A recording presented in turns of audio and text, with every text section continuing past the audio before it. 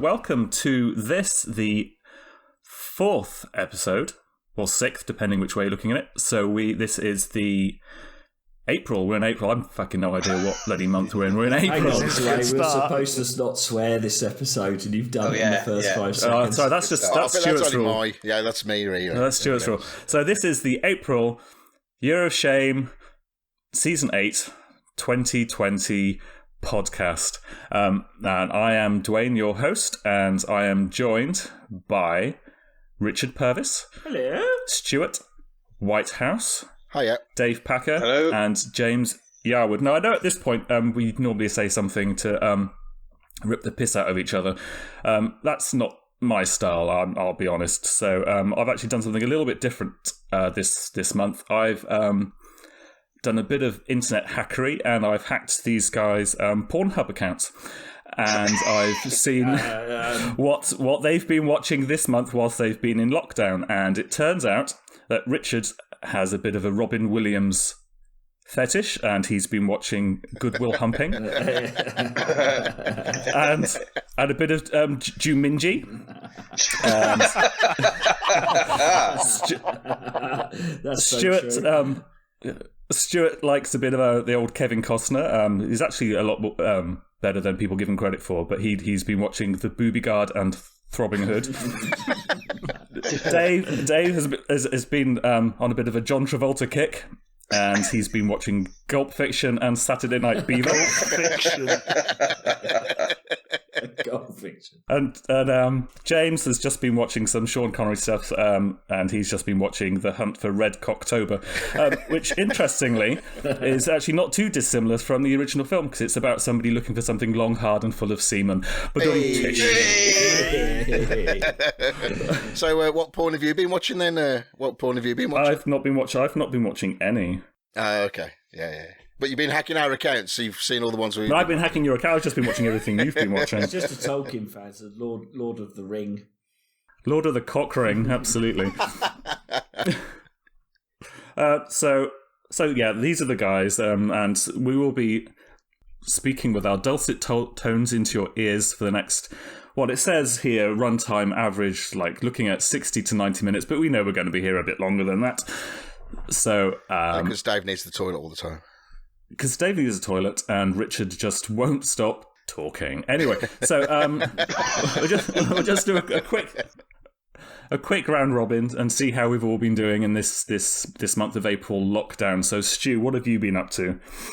Well, we only really recorded, I suppose, a week and a half ago, 2 weeks ago, did a question. Yeah, the question special. Yeah. So not really a fat lot. I've just been going to work and with the kids and that, because you can't go out. It's not really much. And then the stuff I've been doing, I need to talk about in the show later on. So, okay, business as usual. Not really done a fat lot. Just I am still physically going to work, which is a pain in the bum. But that's how it is. Those plugs won't unplug themselves. That's true. That's very true. All plug themselves back in. So all good though. It's all good. Everybody's all good. Happy and everybody's healthy, which is the main thing. Good to hear. Good to hear. David. Yeah. Fuck. Not swear. No. I went back to work this week after having 3 weeks off, which has been difficult because for the 3 weeks previous, I was just thinking about how acceptable is it to open a can of beer at 10 o'clock in the morning? Is it acceptable? Probably is, to be honest, but there we are. At work? No. Whilst being off. So my mind's been occupied with kind of playing video games and deciding, when is it acceptable to open your first beer. But now I'm back to work and I'm knackered, to be honest. Well, did you ever come to a conclusion when it's acceptable to have your first beer? I don't think. I didn't open one before kind of 1 p.m, which is all right. That's not bad. It's like you're on holiday, I suppose. Yeah? Yeah. yeah, so it just consumed with work, really. Although I do want to give a bit of a shout out to a TV program that I watched while I was off. I don't know if you guys have seen it, called Devs. Anybody? I need to watch that? this. I need to watch this. It's got Ron Swanson in it, hasn't it? Is that the guy off Parks and Recreation? Yeah, Ron Swanson. Yeah. It's brilliant. I watched 7 episodes of that in a day. I've never done that before, so I kind of spent 7 hours watching the same TV show. Nice. What's it about? Science fiction, mate. It's Alex Garland, which is the guy that did Ex Machina and Annihilation. Yeah, which is great. Interstellar. Did he have something to do with that? Did he? I thought he did. Yeah. Question is, maybe he did. No. Actually, I might be wrong. Did you finish said TV series, or have you classified it? I watched it for 20 minutes, mate. Turned off. Oh, fuck this! I've had enough. No, it's brilliant. It's just a recommendation, really. It's on BBC iPlayer. All of it's on there. Have a look. It's ace. That's all I've been doing, Duane. Okay, that's good. That's on my list of stuff to watch, but I haven't actually got around to watching any TV. I've just been putting way too much time into gaming, and I wanted to watch the new season of Westworld as well. I haven't watched that either, so that's pretty bad. Yeah, that's on my watch list as well. Yeah, I might wait till it's all out and just binge the whole thing in one go. Maybe, I don't know. And I went back to work this week for one half a shift, and I think, which is why I've had to shave the beard off. Nobody can see, but I've got no beard at the moment. It's come off because I had to wear these masks, and they don't work properly if you have beards. So when you see people walking around the supermarket with beards and surgical face masks on, they're not working properly. Just point at them and laugh and say that's not working properly. So yeah, and we're not coming out of lockdown, but we're stepping down to one level, which means I'm kind of back at work a little bit more from next week, which is good because I'm kind of going a bit stir crazy. Well, you got no more games to play, have you? So, well, don't even start, mate. Don't even start. He's run out. Rich, what have you been up to? Fuck off. Hello. Fuck off to me, or fuck off? No, Dave. Yeah, okay, no, Dave. Fuck off. Yeah. Pretty much the same. I've been enjoying the sunshine. It's sun in Wales, which is a joy. So plenty barbecues, bit of cycling. Nice. Obviously within 6 hours of my house, no more. So been enjoying that this week and working and not playing as enough video games as I should be doing, which is about it really. Yes. Nothing more to report, brothers. But you always find that, don't you, when it's sunny? It's just naturally... I mean, trying to play VR when it's hot is... You can't do it. Well, I can't do it. Yeah, I haven't busted the VR out in quite a while. That would be... Yeah, that would be way too much. No, I think it's... You've been doing some miles on that bike, Rich. I've been looking a bit on Strava, mate. You've put some long ones in. Yeah. So did 40 miles yesterday, did 40 miles on Tuesday. Was going to go out and do another 30 today, but it was too much to get my head around. So me and the wife were sort of debating whether we should go out on the bike, because me and Mrs. Purvis do. That's where we spend our time, climbing mountains, not talking to each other, which is perfect for the marriage. Perfect. And then we had a bit of a Dave Packer day today where we kept looking at the clock thinking, should we or shouldn't we? So, but Mrs. P was hankering for a gin at about 3, but kept her at bay till about 6. That's why I said earlier on I was a bit pissed. I wasn't really pissed. Oh, right. But we all believe that you were, Rich. Yeah, that's true. It is Friday night. Yeah, just been dealing with the kids, trying to get them motivated to do work, even though Lily's supposed to be doing her GCSEs and she's got no exams, and it's a bit of a does your head in a bit because there's no reason for her to be working, but we're trying to make her work because trying to keep her out of our way. But yeah, so they're outside. So have they postponed those GCSEs then? They're not happening, are they? They've cancelled them completely.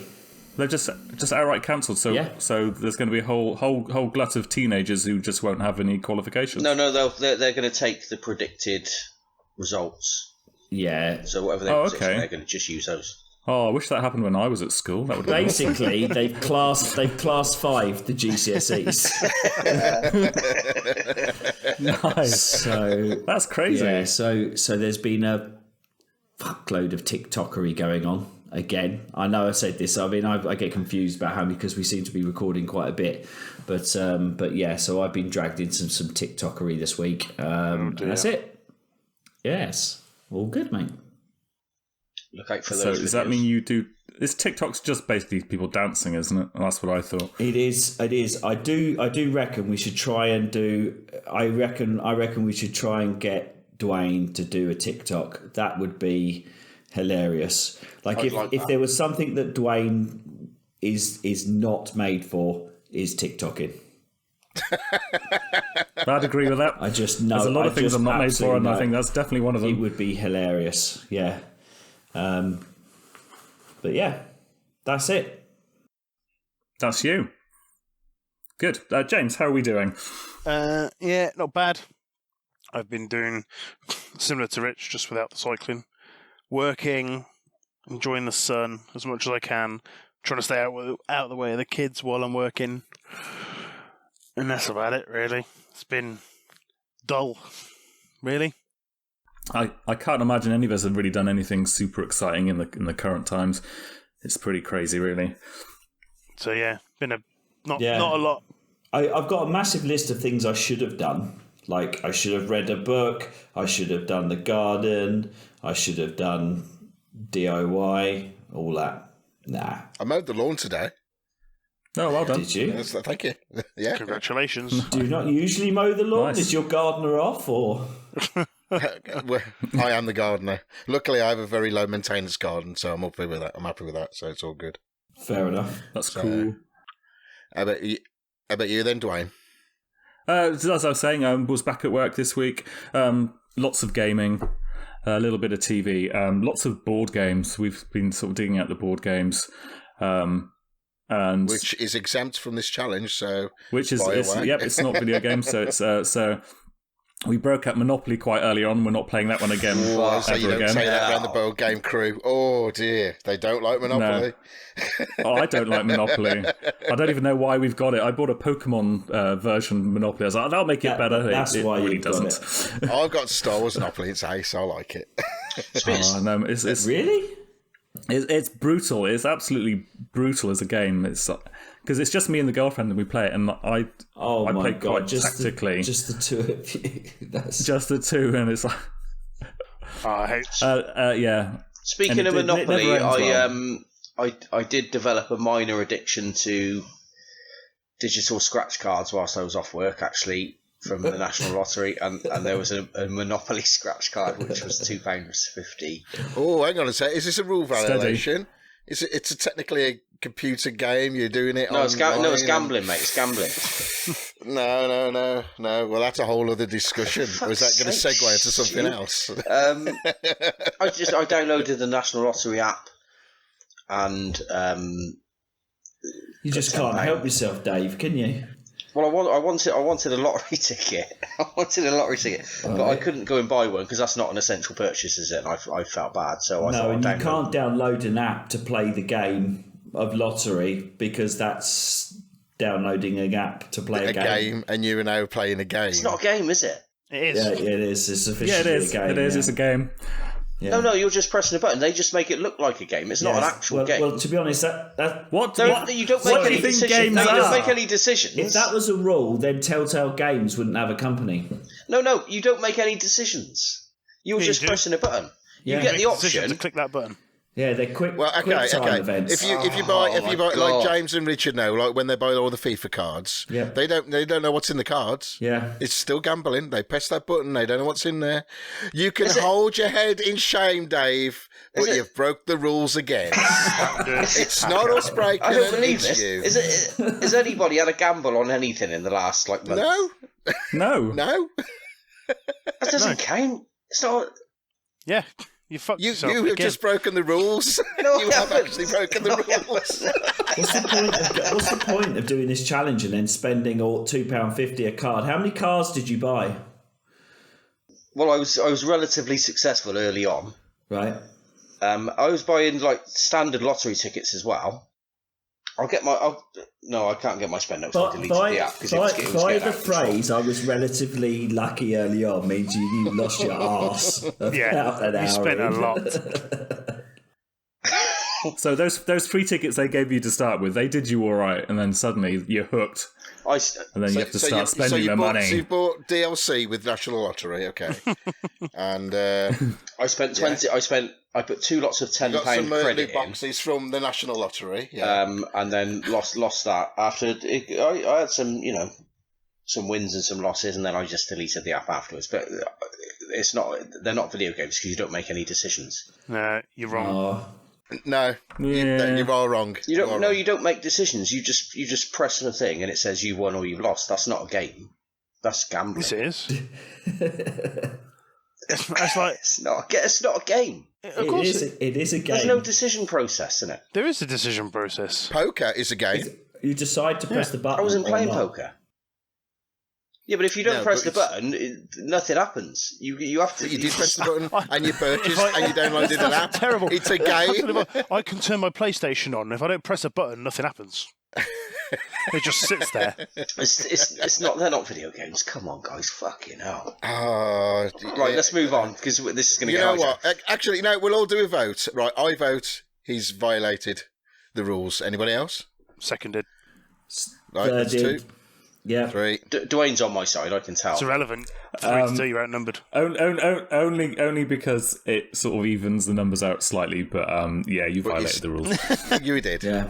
So now we'll move on. The gaming commission is. Well, I was not expecting that to turn out the way it did. They should have just kept. And you probably wouldn't have brought it up if Duane hadn't mentioned Monopoly. No, I would not. No, I was talking about board because it games, wasn't and suddenly relevant. you went, "Hang on, I just need to sort of interject here. I've broken the rules again." Don't worry, I've got the klaxon all ready for it. Don't worry. Anyway, so yeah, that's our month. Well, 2 weeks since our last thing. So it's I have to say it's great to see you guys all healthy and happy. It's actually quite heartwarming. So now we should move on, and this is actually going to pain me because obviously May was going to be the month that The Last of Us 2 was out. So new games with James.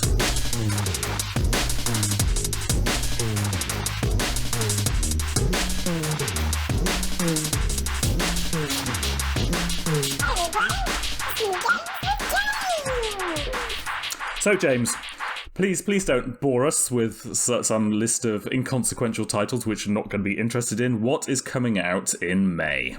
Fuck knows. Fuck knows. Right, that was New Games with James.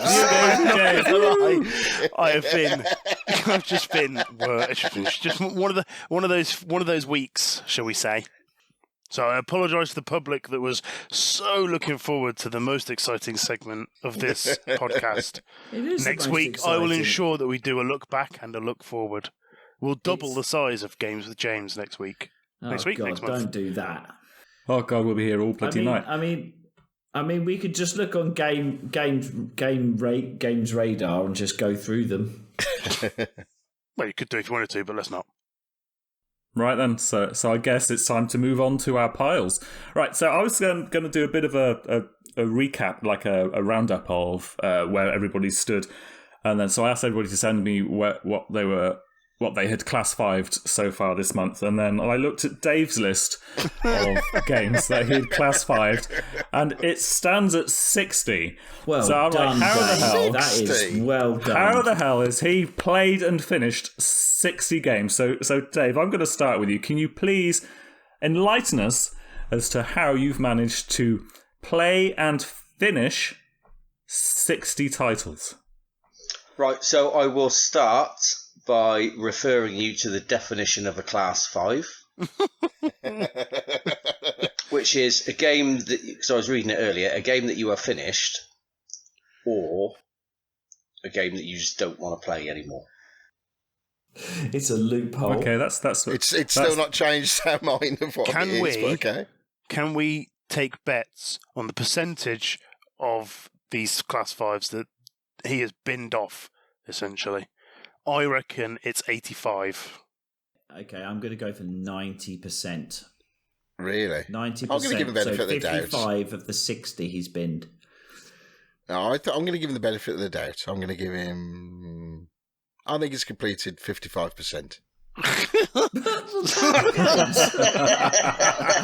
Listen, somebody's got to help him out, and I'm going to be the fall guy for this, so I don't mind. There is no way he's completed like 30 odd games. Have a guess, Duane. As a percentage. As a percentage of games you've actually finished or binned, so you've binned off probably about, I'd agree with Rich, about 90 to 95% have just been completely binned off. You've not even gone past the load screen on most of them. Just gone, now playing this. That is, he just, to be honest, he's taken his spreadsheet and just dragged copy paste down and just randomly binned 95% of his games. Rich is not far guess of 95% was actually a little bit low.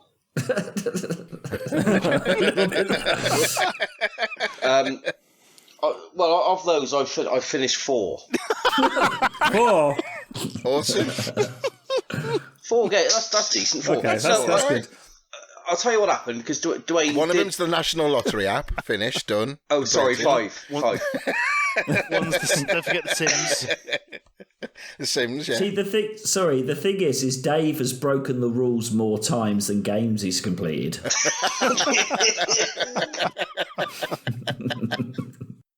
I'll tell you what happened. I just sat down this afternoon, opened my spreadsheet, and thought, right, do you know what? I'm going to have a bit of an honesty session. So I've got hundreds of bloody games on my list, and I thought, right, realistically, which of these games am I actually going to even turn on and play?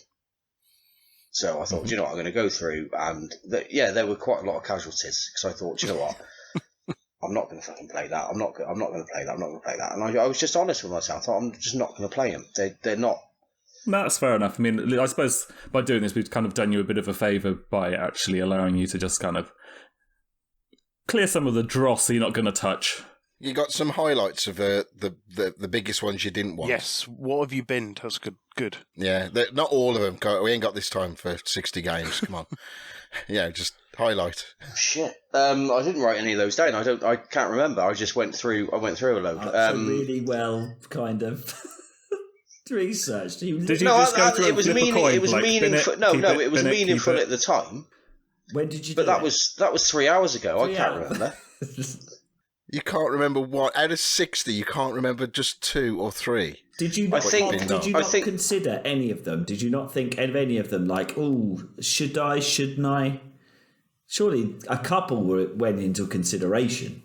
I've got a lot left. I just went through and I thought, you know what, I'm not going to play it. It's either it's not my genre, or I've had a bit of a go at it and thought, you know what, I don't think so. I think Red Dead Redemption 2, then that was one that I think I class 5'd. Wow. That's a massive game. That is a massive game to class 5. That's a lot of money spent. 60 actually quid, a really good experience. 60 quid. Actually, a really good experience. It was boring. How far did you get through it? A loading screen. Do you like games, James?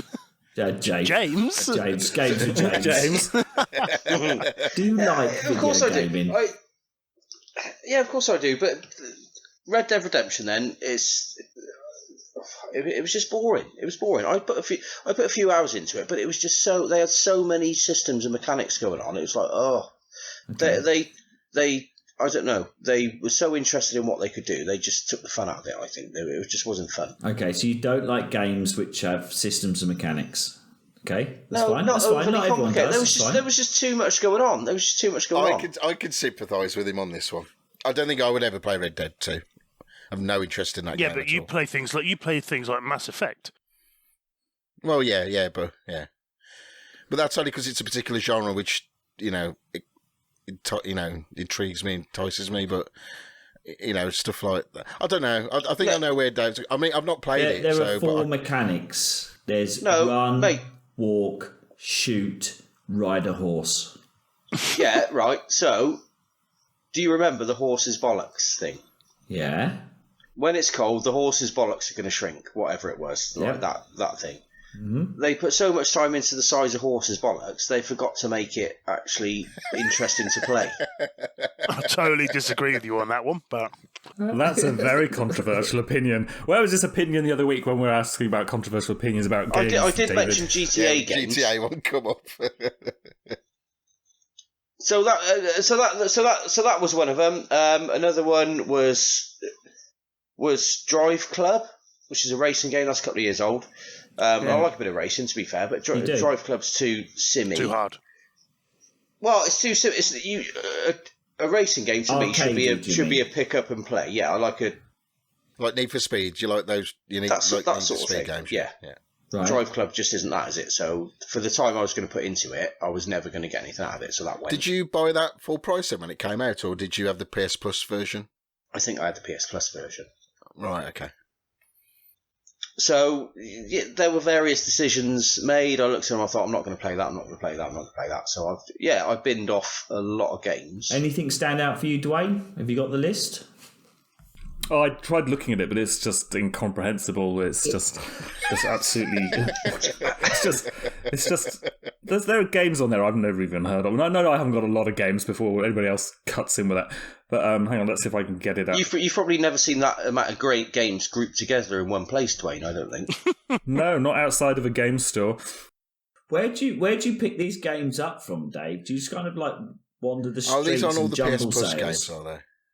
There was some PS Plus, but there's some stuff I've bought on there as well that I've either drunk purchased off the PS Store or like Red Dead got just swept up with the hype really, and kind of had an inkling that.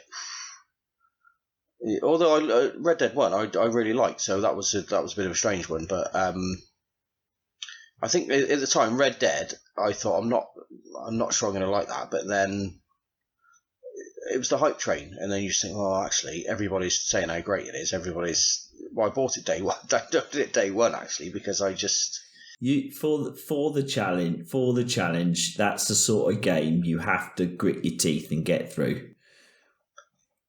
I just think all horses bollocks change size when it's cold. I've got to have it, but. So it was the horse's bollocks that attracted you in the first place. No, I just used that as an example. And then turned you off. That was one of the many things, and you've got to clean your guns, and if you go in the water, your gun gets rusty. All this kind of stuff, and I just thought, well, that sounds great. Yeah, it sounds a really involved thing, but actually, it was just busy work and just boring as shit. It's just not your kind of game. Yeah. Okay. So the thing is you were absolutely, totally consciously aware of what the game was about. And then that entire fact of it annoyed you. So you were attracted with attention to detail, but then it annoyed you. I'm not on my own in saying this. There are plenty of people that agree with me. There's just too much going on in it. There's too many. It's just boring. Okay. Sorry, but it's fair enough. It is. What about the other 59 games then? Well, should we talk about some games I actually played? Yes. Okay, let's talk about the games you've played. So, just as a recap, can you let us know what games you have actually rolled the credits on this year? Before you've done this month. This month. Yeah. I just want this year. I want to know what you've done, what games you've finished this year so far. This year, fucking hell, this is hard. Oh my god, you can't remember what happened 3 hours ago. I remember. Yeah, sorry. Okay, just talk about what you've done. This month. I finished this year. The Star Wars one. It's the Star Wars one. Yeah. Yeah. What was that called? Jedi Fallen Order. I finished that one. Excellent. Well done. Right, that's the only one I can remember other than this month that I finished. It might be the only one I finished. So this month, let's talk about this month. So okay, let's talk about this month. I finished The Outer Worlds. That's a good one. You did. Excellent. That's good. Game. Okay, tell us your feelings and thoughts on that one then. Christ, I have. And the last time I tried telling you about this game, Stu hit the fucking tumbleweed sound effect. So I'm not going to go. I'm not going to go on about too much. It's the quality of the joke. It's brilliant. It's brilliant. 40 hours into that. It was great. I'm told it's a game that benefits from multiple playthroughs, but I don't do that. I'm not going to play through it again. My story was my story. I made the decisions I made and did the things I did. That's fair enough. And I'm happy with how it turned out. It was a reasonably good sort of ending. So yeah, happy with that. It was good. It was good. Good. Nice. So yeah, that was and to be honest, that was all I was playing for a while, to be fair. So that has allowed me to play some other stuff. So the second game that I've completed this month is only a little one, called Badland. Have you guys heard of this? Nope. It's quite an old game, isn't it? If I remember, it was a PS Plus thing. It was just something I had to look at. I was doing my alphabetical thing again that you remember from a couple of months ago. I'm on to the B's now, and yeah, it was decent. I won't talk about it too much. It was probably 2 or 3 hours long. It wasn't massive. It's like a side-scrolling puzzle platform game. You play you play a hedgehog. A flying hedgehog that's just got 2 arms that enables you to fly. It's a bit weird. Realistic then? No, not in the slightest. You die a lot, but it's got very generous save points. So yeah, it was good. It was good. It was a nice sort of distraction for a couple of hours, to be fair. So that was pretty good. A couple that I've carried on with the bees then for a minute. A couple that I played. Bombing Busters. You completed these ones? No, I just played this. I fucking class 5 this quick. It doesn't sound as usual. Just the title of that game made me think. Bombing Buster. It's like Bomberman. Do you remember Bomberman? Yeah. Is it Super Bomberman? Yeah. It's exactly the same as that, but it's shit. That's the difference. I got Bomberman. I bought Bomberman on the Switch, and yeah, I used to. It was one of those games I thought was a great game, and then I just got fucked off with it very quickly. Oh, is Bomberman shit then? Because I remember Bomberman being really good. Do you think it's just shit now? I mean, it's not my type of game now.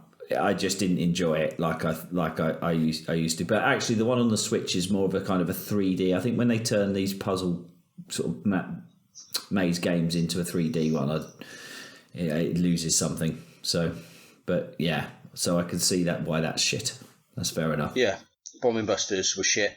Then I played some of the Far Cry 5 DLC. Oh, have you finished Far Cry 5 then? I finished Far Cry 5 last year, yeah. The main game, yeah. Okay. But I bought I bought the gold edition, so it's the first gold edition I've ever bought that's come with the DLC, and just never played any of it, and I've been meaning to go back to it. That's got 4 pieces of DLC. 3.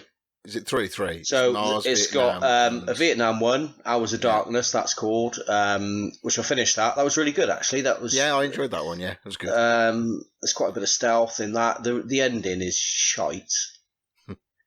It is. But the rest of it is great. It's the ending of a Far Cry game, so all of a sudden you've got helicopters, fucking 6 helicopters coming out of nowhere. And it just gets really bombastic and all the rest of it. But my main problem with it, I finished it and I enjoyed it, but there was the bit right at the end. I don't know if you remember, Stu. You kind of fly off in the helicopter, and you're on the side gun. So you got the big gun on the side of the helicopter, and you're just kind of shooting the enemy as you're flying off and blowing things up and all the rest of it, which is a bit of a kind of glory bit at the end, which some games have. It was really hard to aim with the gun on the helicopter, so my kind of glory fly off at the end, I couldn't fucking hit anything. I was just thinking, hang on, this is supposed to be the bit where I'm all powerful, and I'm, but I just kept missing, and that soured it a bit. But the stealth. Yeah, but you're already right. As soon as you're in the air, you've completed the game. You don't have to shoot anything. Yeah, but you do, don't you? Because that's not really. I mean, I think you've just made yourself up there for no reason. So essentially, Dave, your poor ability to play video games ruined the end of a game for you. No, I blame the pilot. He was all over the place. He was all over the place. He couldn't keep the chopper still. Oh my god! You've got to keep your chopper still. Have you? Okay. Did you do the other DLC with it as well? Yeah, Mission to Mars. No, Lost on Mars. Yeah, and there's a zombie. Which was okay. You're killing kind of giant spacecraft. Hanks though is ace in that one. Hanks, it's funny. It's very funny. The dialogue's good. Yeah, you are right though. It's not very good, but Hanks what makes that DLC work. Yeah, so that was all right. I finished that last night. Actually, I finished that because I was trying to get that done before we recorded. So I went to bed early hours last night getting that finished off, and then I started the zombie one, which I'm not really fussed about because I'm not bothered about zombies, to be honest. So I'm not gonna go back to that one. But that's 2. So I think the Vietnam one was about 5 hours. Yeah. The Mars one I think was probably about 6 hours. That was a little bit longer. Yeah, the Mars one's got a lot of busy work in it, if I remember. It's a lot of it's not the best. It's kind of takes the more annoying bits of the Far Cry game and expands on them really. What else? I've talked about Drive Club. Not interested in that. So I downloaded The Crew, which is an arcade racer. So what you classified it? No, that survived, mate. That survived the initial call. Although I was playing it earlier this evening, and it chucks a lot of information and systems out, and I think that might end up going. Let's watch this space. That's gone in it. Let's be honest. Child of Light.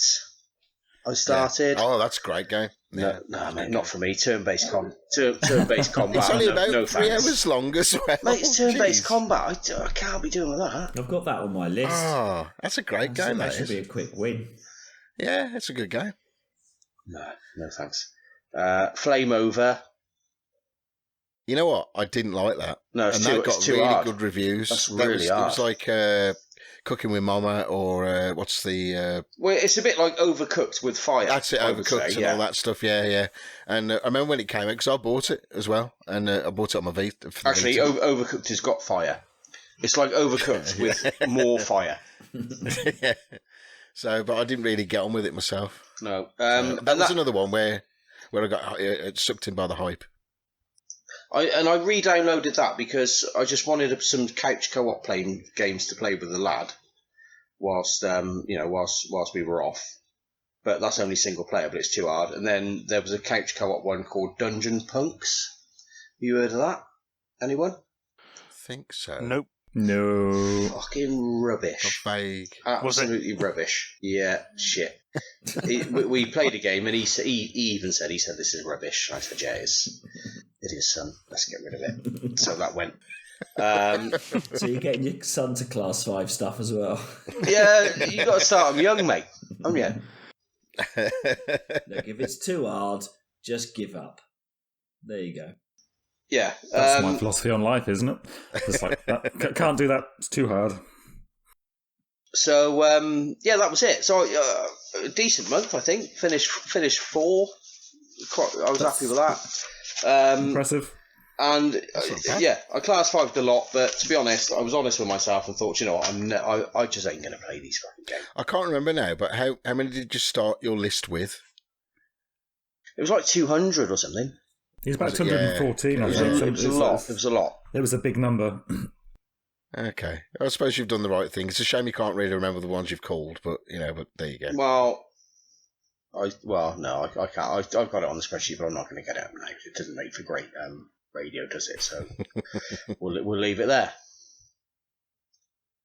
Okay, so that's you. That's a reasonably impressive month. You've actually finished some games. That makes a change. Richard, Hello. Richard's class 5 list is standing at 12, which I think is probably a little bit more reasonable. I imagine he's actually probably finished a fair few of those. So just a quick recap. What have you finished and what have you binned this year so far? Okay, so I'm standing at 7 actually officially. Okay, so officially completed. Officially completed. I'd say officially 100%. Well, 100% without DLC. So when there's not DLC, I'm doing that. So just a recap. So Blood Bowl 2, which was mostly finished anyway. Jedi, which we know about. Red Dead Redemption 2. Ace Combat 7. The Witcher, obviously. Rime, Untitled Goose Game. Those are the ones I completed. And this month I completed COD. This month I knew would be a bit of a bugger because obviously it's a new game month.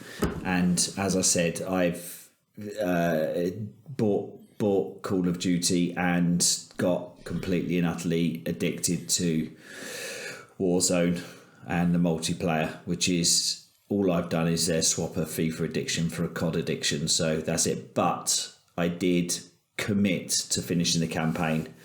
So excellent. Although it's not, a massive achievement, I did it on hardened, which I think is one above, which is kind of my rule. Hard, going one above the normal level, and so that was fine. The campaign's good, actually. I mean, it's a good immersive story. The problem with COD games and those kind of first-person shooter campaigns is that they kind of struggle to balance with what the actual game is and sort of quick time events. Really, that's what it is. But it's solid. It's all right. I'm glad I completed it. Certainly, if I wasn't doing Year of Shame, I wouldn't have completed it. I would have just played the multiplayer. So it did give me that extra. And then, inspired by the dedication of others, I picked up Horizon Zero Dawn. And excellent. Even though I was convinced I was utterly stuck, but when I loaded it, where I wasn't where I thought I was stuck. I thought I was stuck in a cauldron, but I was actually at a Deathbringer boss, not the final bosses, but one of the boss levels of the large machines that you have to fight, the one that moves around. And it wasn't that hard. It was quite a steep learning curve to get straight into a boss fight. I probably could have gone back a couple of hours and had a run around and practice it, but it was all right. It took me about an hour and a half to get my head back into the boss fight and what the hell a tripcaster was and what the hell a ropecaster was and all that kind of nonsense. But since then, I've sort of busted through that, and I think I'm about 3 missions, although I can't quite work out how long those missions are from completing it. So I was hoping to get it to have done by tonight, but I think by the end of the weekend I'll be able to stick another one on nice. that, which is sensible. And then I'm going to cast my. Oh, I was going to get to light level 400 on Destiny, and I was on 383, and then for some reason Destiny has lost every single bit of appeal for me. I don't know what I What how could that could have possibly happened. have happened? And like a fucking child, I've deleted it. Have you really? Have you? Yeah. Oh no! So that's class 5'd. And more important, we will find out later why. So Let's see what happens that can go fuck itself. Ridiculous game. So I'll probably try and pick off some easy ones this month. So I'll try and do a way out. So if there's any members of the community that've got a way out, I'd love to play that. I've only got the demo. can join me on that. That would be good. And stuff like Child of Light, Sniper Elite 4, I'm probably going to look at again because I was quite a way through that when we started. Did you actually buy that, or was that? No, PS it was Plus? a PS Plus. It was one of the few PS Plus things. So I'll probably dive into that. What's hanging over me like a sword of Damocles is Skyrim and Black Flag. Those are the two biggies They're on my list. Big games. And The Last of Us, which is a restart for me, basically. So, Are you going to restart that from the beginning? The Last of Us. Yeah. Yeah, I think I'll probably have to. How far in are you? Well, I was on the PS3. I was almost completed. Then I think I said this at the beginning of our podcast, and I then sold my PS3 to buy the PS4, and it was obviously on that machine. And so I had to start again, and then bought the remastered version. So I've got 2 versions of it, and I've played 2 hours of the remastered and just sort of couldn't be arsed with it. But yeah, so those are the ones I've got my eyes on. But I'm kind of in the mood to knock off a few easy ones. Game of Thrones, something like that. I mean, what you could do, Rich, with The Last of Us, and I know we've already discussed it on the previous podcast, where I think one of the it was the question on where would you ever drop the hard, the difficulty down for the challenge? But because I think you've already played majority of The Last of Us, you can put it in a story mode, and you can just run it up until the party, and then if you want, and unless you're bothered about trophies, which I don't think you are, No. and then when you get to the end and you've got used to the systems again, just up it up. And then that might help you just get through it quicker. I'm at the bit of the story, for not hopefully giving any spoilers away. I don't really know, but it doesn't really explain anything where, because I can't even remember her name, but where you're playing a lot of the young girl, her bits. Okay. You're about halfway through. Yeah, probably. But there's quite a few bits of that I'm going through, and I was going through, and then that was where it fell down. So yeah, it's a good idea. I might do that actually. Just to get to that point, just so you know. Because I started it again and went through the click, and I was kind of like, I've done this. I've been through this. So why am I putting my through the bloody clickers again and sneaking around? But yeah, I might do that. Loosen the old rules. I mean, if Dave can class 5 stuff, then I can just I can get away with that and not feel too bad about it. But yeah, so not a lot of completes this month, but yeah, that was to be expected. It sounds like you're doing all right. when you throw your gear. I think if I can get through 30 games of my list this year, I think I'll be doing well. Yeah, I think that's a reasonable number to try to achieve. I probably got what 10 ones on the 10 to 20 on the PlayStation, or doing a few on the PC Mac that I'd want to complete. But I might do a Dave. I might. You know, I'm not bragging, mate. Yeah, I'm not bragging, but I got 360 games this afternoon. You did actually, yeah. Yeah, that rule, by the way, I'm thinking about changing it, having a 5A and a 5B. You know, 5A, you actually play them. 5B, you don't want to play them, you've got rid of them. It would make sense. Yeah, I think you just need to differentiate. So yeah. Because you've just abused it.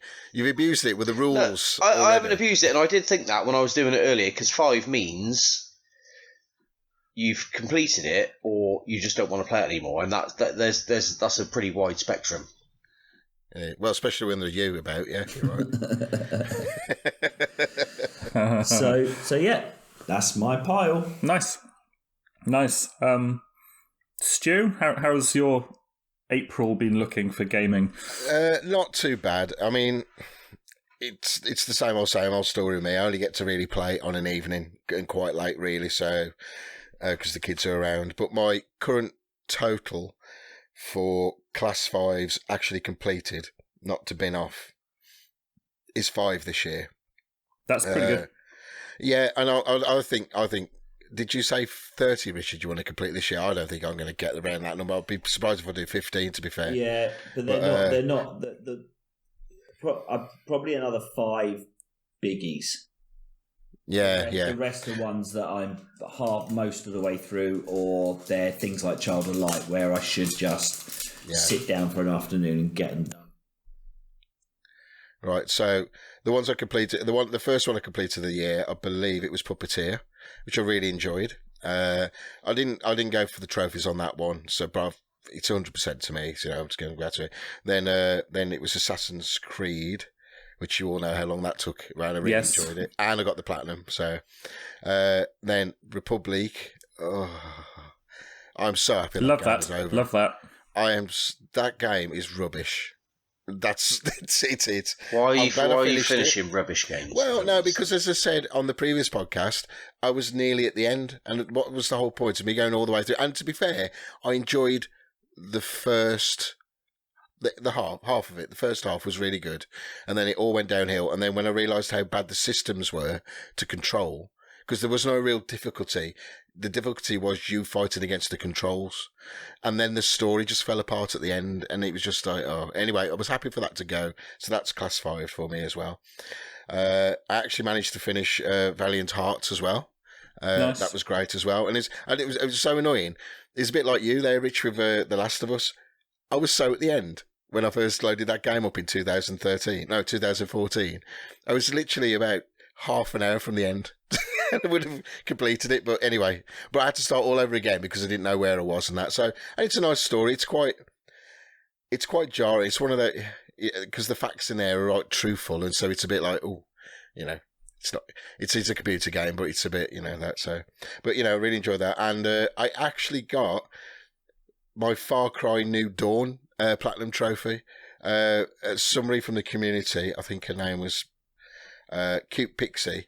Vicky saw that she posted something on the MLG site. So, does anybody need the platinum for New Dawn? Because I need it. And then Vicky got me in contact, and then jumped on that night. Literally spent 20 minutes, got my platinum.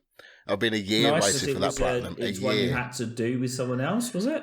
Yeah, it is. It's really annoying. It's Far Cry games. They like to put the co-op blooming trophies in, which are a nightmare. So, and it's fine if you've got a friend who's got the game and wants to do co-op with you. So, but I've got apart from Far Cry 1 and 2, I have all the platinums and 100% in all my Far Cry. So I'm very happy about that one.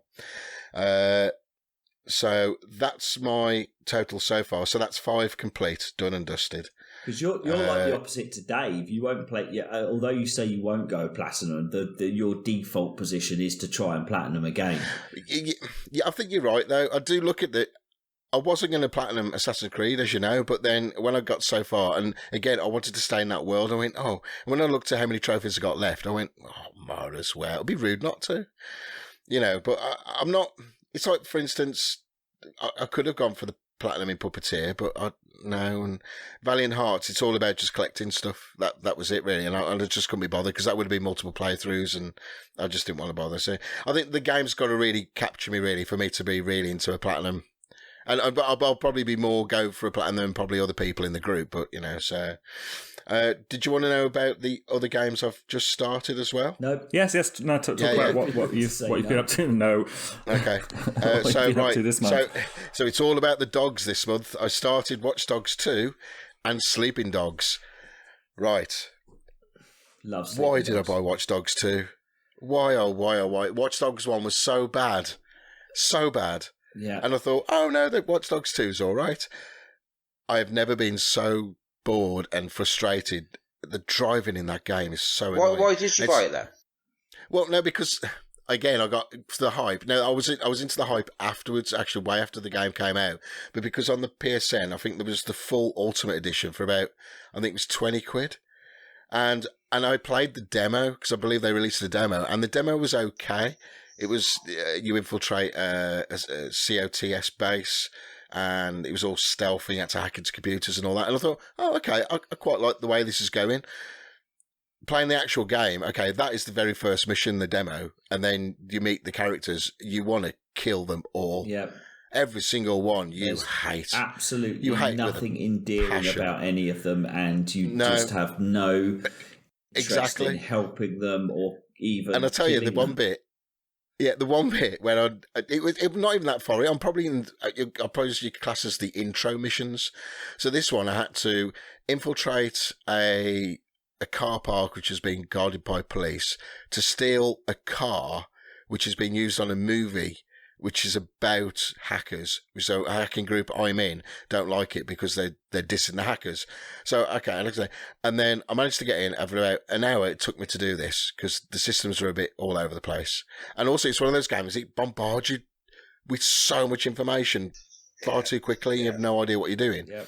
And then I managed to get this car and drive in it. As soon as I drove around the first corner, I put the controller down. I don't want to play this anymore. So I'm not saying I've done a Class 5B, which I may be calling it from now on. But it's what it's done. It's put back on it's on the back burner again. But last night, I started playing Sleeping Dogs. Now, as you know, different world. It is. It's a very dated game, though. You can tell it's from 2013. But my God, way better than Watch Dogs 2. Yeah. The story's so much better. It is a button mash fest. That's what it is, really. Yeah. But I say I bought it on the PS3 originally, and it's not that I didn't play because I didn't like it. I just stopped playing it, and I was only at the intro missions as well. Now, last night I actually streamed it as well, so it's on our YouTube channel. I got to past. Actually, I got past to where I actually stopped, which I only streamed for about an hour and a half, 2 hours, I think it was. So I didn't play much of it originally. And I tell you, that's the game I'm going to stick with. Yeah, I'm enjoying that one way more. It reminds me of John Woo films and those kind of stuff, back in the day. Can I ask you, because I watched a bit of that streaming last night, what differentiates it from, because the structure is like a GTA game, isn't it? Go here and get a mission to do this and that. What are the differences then? Well, I don't know, I've never really played a GTA game. It's less childish than a GTA game. It's got a little bit more structure. The story is a little bit more film-like. Yeah. But essentially, it's a GTA game with less immaturity. Just to I tell you though, the world for a 2013 game. Now, admittedly, it has been remade for the modern consoles, so I can't remember what it was like. But you're walking around Hong Kong, and there's loads of things going on. Yeah, There's loads of shops, loads of people, like dialogue everywhere, and it's just thinking that's actually a really fleshed out, busy world as well. You feel like you're actually in a city, not when you're playing some open world games, you go into a town, it's like there's only a couple of people there, and driving is a nightmare. But only because not because the cars are a nightmare. Some of them are, but the streets are so narrow. Yeah. So you have to do like sharp turns in there. But no, what it is, I don't think this is a spoiler because I think this was the premise of the story. Was you play a undercover cop basically, and you're infiltrating the triads, and that's it really. But you are playing, but you get points for doing bad things and doing good things. So for whether you're being a cop and whatever. So now I presume the story is like you've got to make the bus, but I can't even remember if there's a branch in the story where you can just go, no, you know what, I am bad or I'm going to be good, and I don't know yet. So, but at the moment, that game is beating Watch Dogs 2 instantly. Well, even though Watch Dogs 2 is a way nice looking game, technically the characters are easier to control. But it's still a third person action shooter, but Watch Dogs 2 is actually better because the control scheme's more refined. But I'm not enjoying that one at all. Sleeping Dogs, that's what I'm going to stick with this month. Hopefully I'll get it complete this month, but because I bought the Ultimate Edition, it got all the DLC, so I don't know how long this is going to take for me to complete. So, and then my last game, which is just going to be an evergreen, really, is my Division 2. Now, to be fair, I haven't really played a fat lot of the DLC I bought. Wow. Which I made a point of buying it on there. And I'm not even saying I've been saving it like a fine wine. No, not at all. I've just had no time to play it. So, because what I've been going, I've been seeing it and they're going, I really want to play it. But I need to play these other games as well. Because I want to talk about something on the podcast, but I really want to play it. So, a friend of mine as well, he's got the base game of Division 2. So, I can't play my normal character with him because I'm still doing the story in New York. So what I did, I created a new agent, so I'll run with him. But now he's so far in, my agent are rolled for that one is pointless. So the other night, I got Martin helped me out, and I got quite far, just doing a co-op just to get me through the missions. Because really, that game, I want to get to the end game, all about the min-maxing part of that. Really, the story is as rubbish as it was in Division 2 normal base game, but it is beautiful. So why is everyone raving about the download the DLC being different? Oh no, it's like the world that. To be fair, you do go back to New York, and it feels like at the moment, because I've got fresh eyes to it, it feels as big as Washington. Yeah, it's massive. There's so much to do in there as well, and everything what you can do in normal in base game you can actually do in New York and vice versa. But you've got to finish the New York storyline for me to go back to DC and do all that kind of stuff. Okay. Have you finished that yet? No. I don't think I'm that far really. To be fair, I did quite far. The level cap is 40 and I'm 38 now, so it's not far off.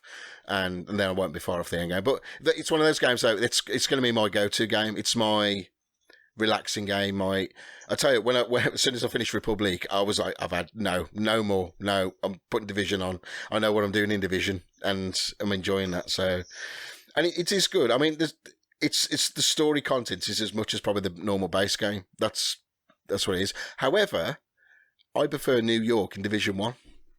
Right. Now, New York in It's Division not the 2 same map? is... no, not really. No, you go into more different places. You go underground a lot and things snowy? like that. And no, it's not snowy. No, that's what I miss. I'm a sucker for snowing games. But it is beautiful. I mean, you go to this one part when it is the other night, and you go down on the ground, and it's horrible. It's all decaying, and bombs have gone off everywhere and all that. But yeah, it's one of those things. It's beautiful as well. They've spent so long. The artists have. I don't know how you want to spend your money. You're spending so much time on stuff you don't even really notice, unless you go out your way and you look up a corner and things like that. But it's just good in that way. So that's just my go-to. I will continue to play that game all the way through the year, really. So that is my evergreen game of choice. And I think that's it, really, for this month. So, sounds reasonably productive. That's good. Yeah. How about you, Duane? Tell us about yourself. Quick recap of where I was up to. I think I'd finished, not just binned off 7. Last of Us Remaster, Link's Awakening, Breath of the Wild, Resident Evil Remake, Spider-Man and the DLC, Mario Odyssey, and the Star Wars one. You bloody show off. Go on, Look at you there with your flashy Dwayne. pants. Is that completed in 1 month, all of us put together for the year? Yeah, I think so. Yeah. It's not bragging, but yeah. Yeah. That's why he's got to go back to work. Yeah, I've got to go back to work, so I've got to get all my gaming in now. So after I finished Fallen Order, I thought I'd go for something nice and quick and easy. So I decided to play Inside.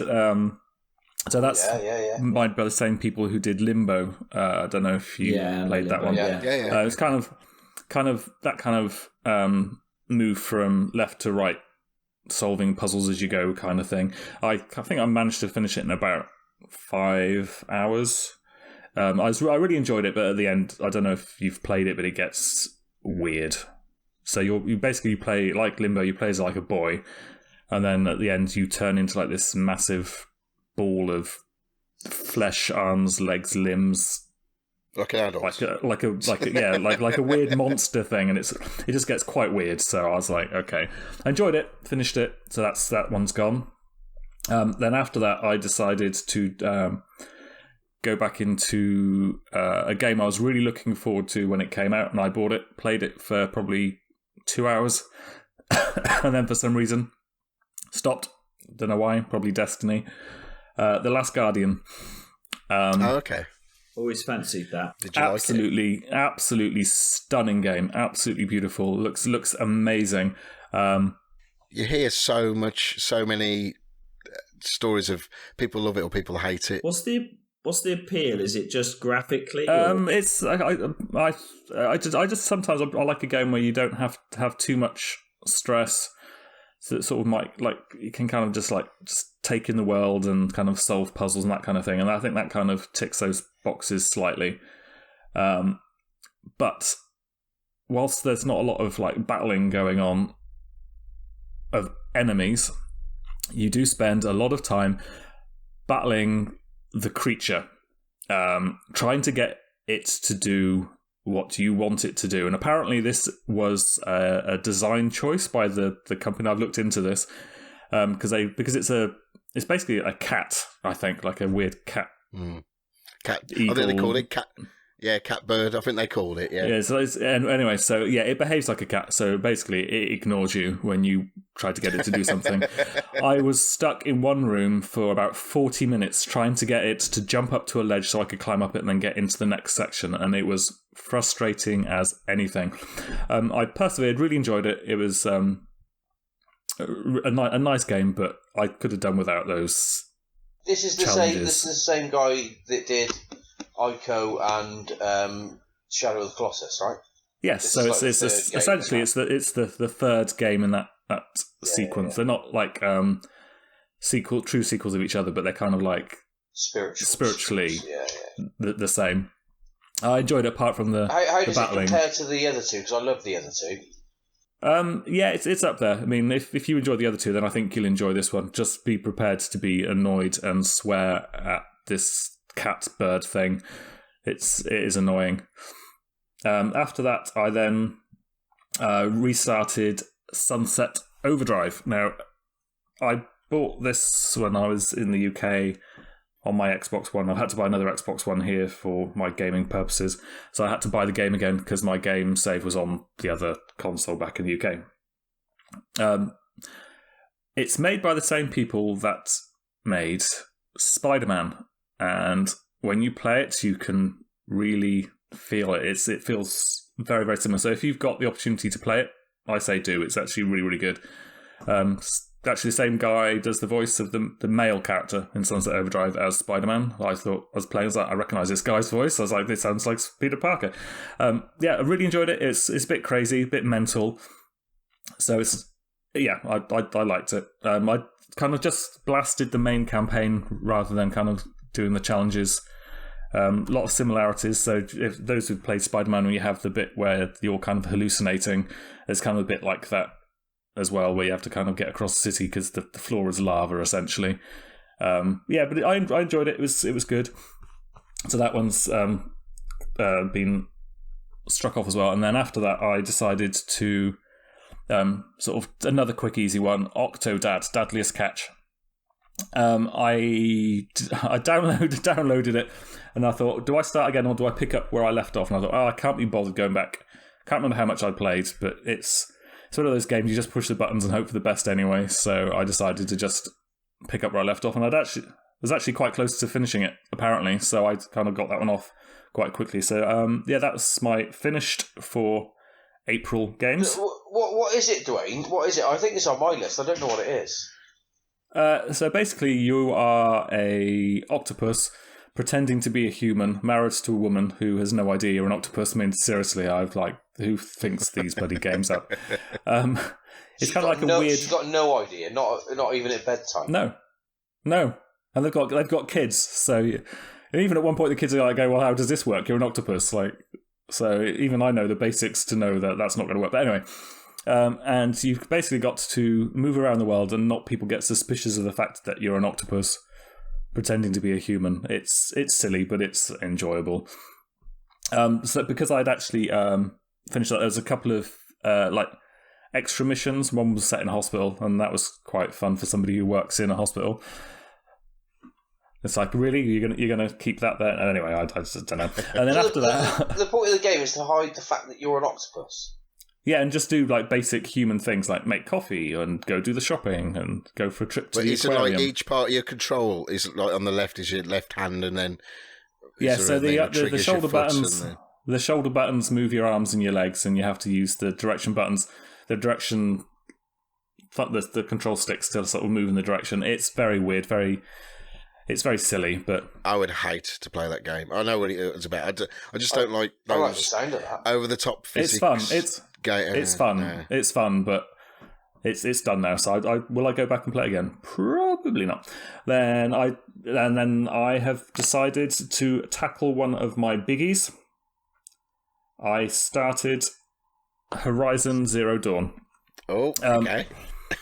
I couldn't remember how far I'd got into it. I think I'd only put a couple of hours in again for whatever reason. So I decided to start again. And it turns out I'd only probably put about 3 hours in anyway, so it wasn't like a big sort of setback.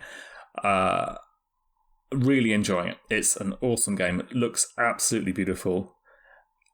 It's just amazing. I'm about 30 hours in, but I think I'm probably going to cut close to probably 70 to 80 hours by the time I finish the main game with this. Possibly longer. Did you get the DLC? Did you get DLC with it? No, I didn't get the DLC pack. I just bought the game when it originally came out. I might look at buying the DLC in January as something to look forward to once this is over, because I am really enjoying the world. Just overriding the big crocodile things and set them fighting against each other like Godzilla's. It's just awesome. And there's just so many ways you can look at approaching each section. You can kind of like, well, do I just go full out and just kill everything, or do I kind of sneak around and override, make them fight each other? It's good fun. It's good fun, and I'm really enjoying the story. But I'm just spending a lot of time on the side missions and the quests and the errands, and I'm kind of avoiding almost the main storyline as much as possible. Only when it's sort of necessary to progress, to get to different areas of the map am I doing them. You know you've got a game there when you do that. Now it doesn't matter whether it's a game what anybody else likes, but when you have that happen to yourself in a game, you've got. That's the game. Yeah, absolutely. That's what we did with Assassin's Creed. I just didn't want to do the actual. You choose to kind of do other stuff just so you can enjoy being in the world more. That's it. Yeah, Dave, have you played it? Or is it on your list? Yeah, I didn't like it. It was boring. Okay, no. Let's leave that there. It's a pack of 5. That was one of the ones. Actually, that was one of the ones that got classified this afternoon. I tried twice for a few hours and just couldn't. Oh, it's a shame, really, because I know I'm in the minority. James has. I think James has. I'm not too sure, but we could have all had a not a spoiler cast, but a good discussion about it. But oh well, don't worry about it. Sorry. That's all right. Yeah, but I did take on board something that Richard had said. So anytime I kind of go in, I've done 2 of the cauldrons, and each time I've created a second save, so if I get stuck. But then it turns out I wasn't even stuck in a cauldron, so whatever. But yeah, I kind of like have that, if I sort of go on to do something big, which I might get trapped doing, I've kind of created that second save, so I've got that safety net so I can come out again if I wanted to, but I haven't needed to.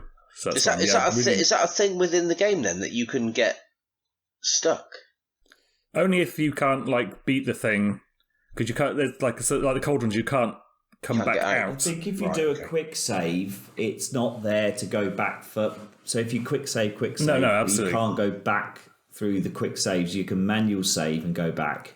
Yeah, that's what I've been doing. I've been doing manual saves just before like the big things. So just as a fail save, but I've not needed to. I've managed to kind of complete the 2 cauldrons that I've done so far. Yeah. Yeah, really, really, really enjoying it. Like I said, about 31, 32 hours in.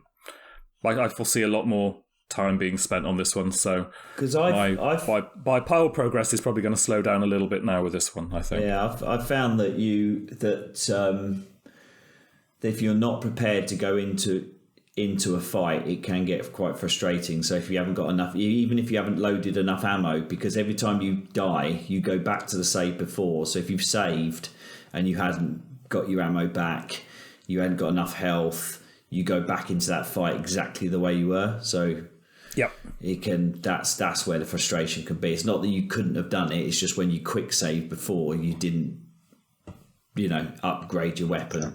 You have to do it all again and then repeat. So yeah, so that's me. I foresee me doing this for a little bit longer yet. So might have it finished by end of June, maybe. Maybe, I don't know. It's a big game. I mean, it's massive. And if you're enjoying it that much, then you're just gonna cram all those eyes in. So yeah. Out of interest, James. Sorry, Duane. How many games have you got left then? I'm not taking the piss by saying that. I'm just hang on. Let's have a quick gander. So if I look at, I've got 24 left. That's doable, isn't it? That's doable. Yeah, that is a good number. It's doable, but there are some big games on here still. There's a couple of Pokemon games which you can spend hundreds of hours on those. And I think that's not one I'm particularly excited to approach, but I got Dragon Age Inquisition. Don't play it. I did want.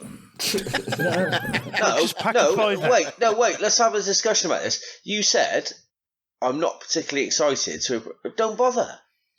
I don't understand this. I'm going to play a game that I don't fucking like. I don't get it. There are other games which I'm more excited to play. Let's put it that way. So I think if I got to it, then there was like I had no other games in my pile. I'd be like, okay, that's fine. Let's give it a crack. I mean, I've heard it's good. And that's why you have priorities as well. So absolutely. So it's a low priority for me, but it's a low priority. But if I get to it, I get to it. If I don't, I'm not going to sweat it. But it's on there, and it's a big game. So if I and you may actually love it as well. Who knows? And I may love it. I mean, I've been surprised. Sometimes I've gone, I don't want to play that, and then we'll get into it. Yeah, absolutely. So yeah, I've got 24 left, and it's doable. It's doable. Oh, Dave. Oh, Dave. Oh, Davey Wavy. Dave. There must be some listeners. One of the three There must listeners be we have, one whatever, at least. There must be one. that agree with me. That what's the point? And that's what I'm. That's why I've class 5. I think given 60 games today or whatever. Just what's the point? I think you should put it out to the community because you've had There's a poll. What's the point? You've had a good run of putting these questions out to the community and getting some agreement on that. So. You're talking about You're talking about the Jaffa cakes. I am talking about the Jaffa cakes. absolutely. Yeah. Cakes. Jaffa biscuits. I am talking about the Jaffa biscuits. All right, come on. Is it time for David's challenge yet? No, we got to listen to James's. James's turn. James, give us a quick recap of what you've finished this year before moving on to what you've been playing this month. I finished 2 games. Excellent. Game of Thrones, which doesn't really count because when I turned it on, I finished it within about an hour. But what I started, it counts. Well, yeah, It counts. It's still a game. but what I started, it sounds like I've done fuck all, and I have kind of. But I was looking the other day, and there are still quite a few games I've started that I haven't completed. So I started Day of the Tentacle.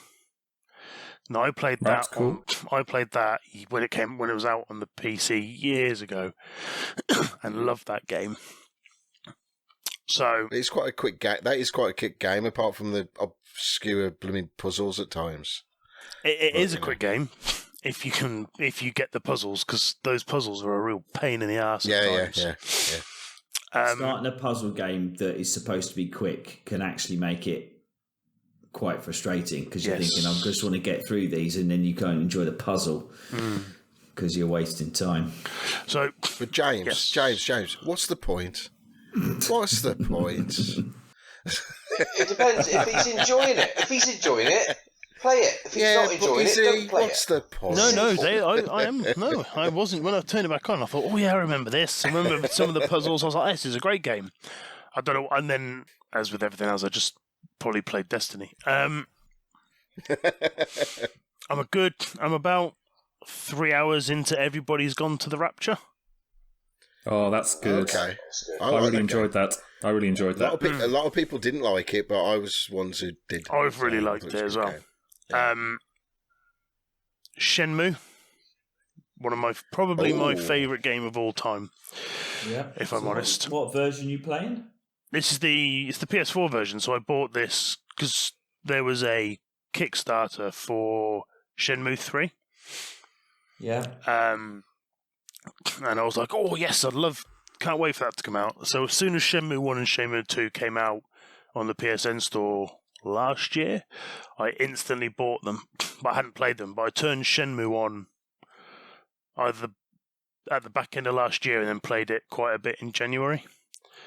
And massively dated, but I still really enjoy playing that game. Right. Oh, even the remakes? Yeah. They haven't touched anything up. Oh, yeah, the graphics are slightly better. Not that much better, Right. but they are slightly better. Right. But I still really enjoyed playing it. Excellent. What else have I started? And like you, Stu, I started Valiant Hearts ages ago. This was when it was on the PS4, though. I only had it when it was on the PS4. And then I uninstalled it for some reason, but I hadn't finished it. And about 3 or 4 weeks ago, I started it again, and I'm about halfway through. So I'm going to attempt to finish Valiant Hearts this month. It's not even a hard game either. That's the funny thing. No, so it's But it's a nice little game. The game that I have completed this month that I started was Horizon Zero Dawn. Excellent. Well done. Now, I have to say big done. congrats on that because you've actually dumped out of a few obvious multiplayer Oh, I've stopped COD games. You've gone completely mental and just not James. Like, No. What happened? Why? So when I started it, it's a really, really good looking game. I like the mechanics, the fighting mechanics, just the moving mechanics. And I got to a point where I was finding it a bit samey, but that was more because of the way I was playing the game as opposed to because it's not samey. There are a lot of different ways you can take robots out, and I was just standing there shooting them with arrows. Yeah. And I was like, well, this is actually a bit shit. Well, not shit, it's a bit boring. So I put it down for a while. And then we had a discussion about it last month. And we goaded you. You did goad me, but it wasn't the goading that got me back into it. It was more there are different ways to tackle robots. And as soon as I started using the tripcaster, the ropecaster, the different bows you have and everything like that, it made it so much easier. I mean, one of the robots on there, the glint hawks, are really fucking annoying. They fuck annoy me. Oh my god, I hate those. They are so fucking annoying. The birds. Yeah, but not the big bird, not the big one, the little ones. Yeah. What's your favourite tactic then for taking those down? Now it's to just shoot them with one fire arrow because that's all it takes. Okay. Oh, the small ones. Yeah. What about the big ones? The big one is. I find the big one really easy to take down. Yeah, I love taking that. You just throw lots of the bolt. I forgot what they are now. The ropecaster pulls the road. Yeah, that's it. Ropecaster it to the ground and just smash the fuck out of it. Yes, that's why my arrow of choice for pretty much every situation to start with was using the concentration to slow everything down and shooting off the storm bird's engines with the tear blast arrow. Yeah. And then it drops to the floor, and then you can just pin it to the floor with the ropecaster. So I think the big one, the Thunderjaw, the big robot, I found really, really easy to kill now because I blow off both of its disc launchers with the tear blast arrow, one on each one. Do you ever use I don't know what it's called, but it's the tear blast specific. It only does that. It's like sends like a shockwave. You use that one? That's the one I mean. Not the arrow, but the one you have in your hand. The actual weapon. No, because it's not. I don't know why. Close range. Yeah, it's a bit. So, and then you blow those disc launchers off, and then you walk up to it while it's fannying around. And then you pin it to the floor with your ropecaster, and then you just pick up its own disc launchers and just blow the shit out of it. Yeah. And the way you can bring them all down is great fun. I think that one of the most annoying things is when you go through a herd of the tramplers, because you get some big herds of the tramplers where there's about 10 to 12 robots. Yeah. And if you get caught in them, it's really fucking annoying to get out of. Well, I think that's why they got it really well balanced, because you never feel overpowered at any point. You can quite easily go into a field of the smaller robots, I don't know, like the raptor type things and the tramplers and the whatever, and get completely and utterly owned. You have to sneak through it. It's not worth the fight. Yeah, so I think they balanced it well. Yeah, and in that situation, what I did was your corruption arrows, you shoot half a dozen of them, and they just end up fighting each other. So you can just go around them then. Right. But I did find I was in the end I'm quite overpowered. Because I was doing all the side missions and everything like that. So I did all the side missions, I did all the cauldrons, did all the hunting grounds, got all the blazing suns for the hunting grounds, did everything. I was about 10 levels ahead all the time, 10 to 15 levels ahead of the story. And I was doing it on hard.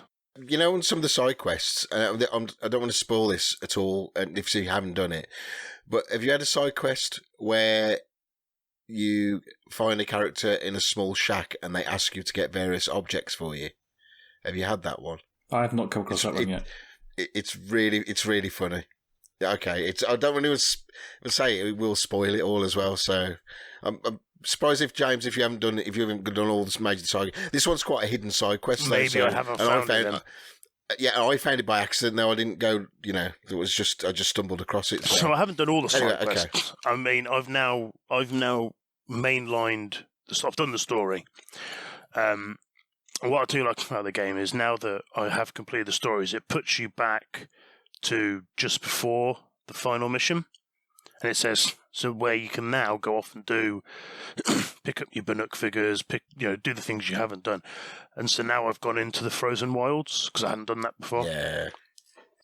So I've done the first couple of things in there. Now, without spoiling anything, but when you go to the Frozen Wilds and you climb up that little, well, it's not a mountain, but a bit of a side of a hill. Well, is this to get into the cut? Yeah, and then you get just shit kicking off, and you're thinking, oh God, what have I done?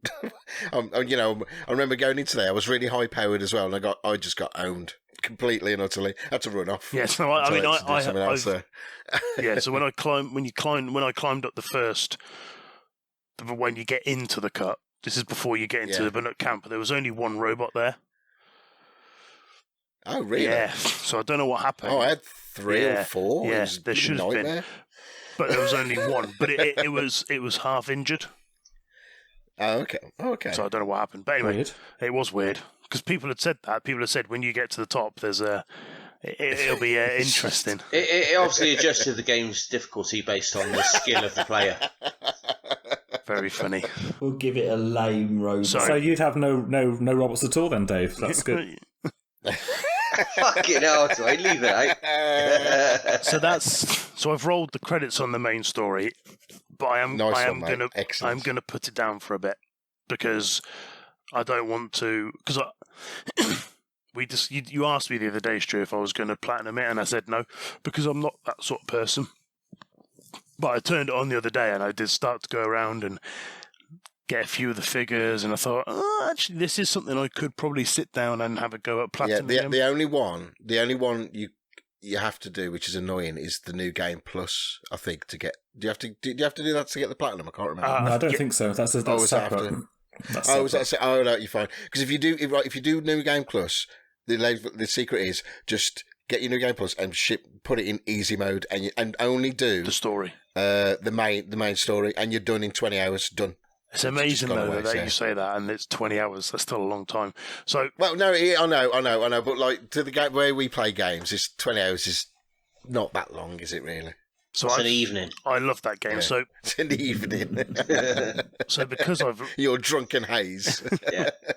So because I've really enjoyed that, I'm not gonna pick something easy. Or something necessarily quick. So I'm either going to pick The Last of Us, or I'm going to start Hellblade: Senua's Sacrifice. One of those two. Yeah. Nice. Are you asking us which you should do, or are you just going to pick? I haven't decided yet. So feel free to put your oar in. See, I don't know. See, Hellblade is a quick game. I don't think it's quick.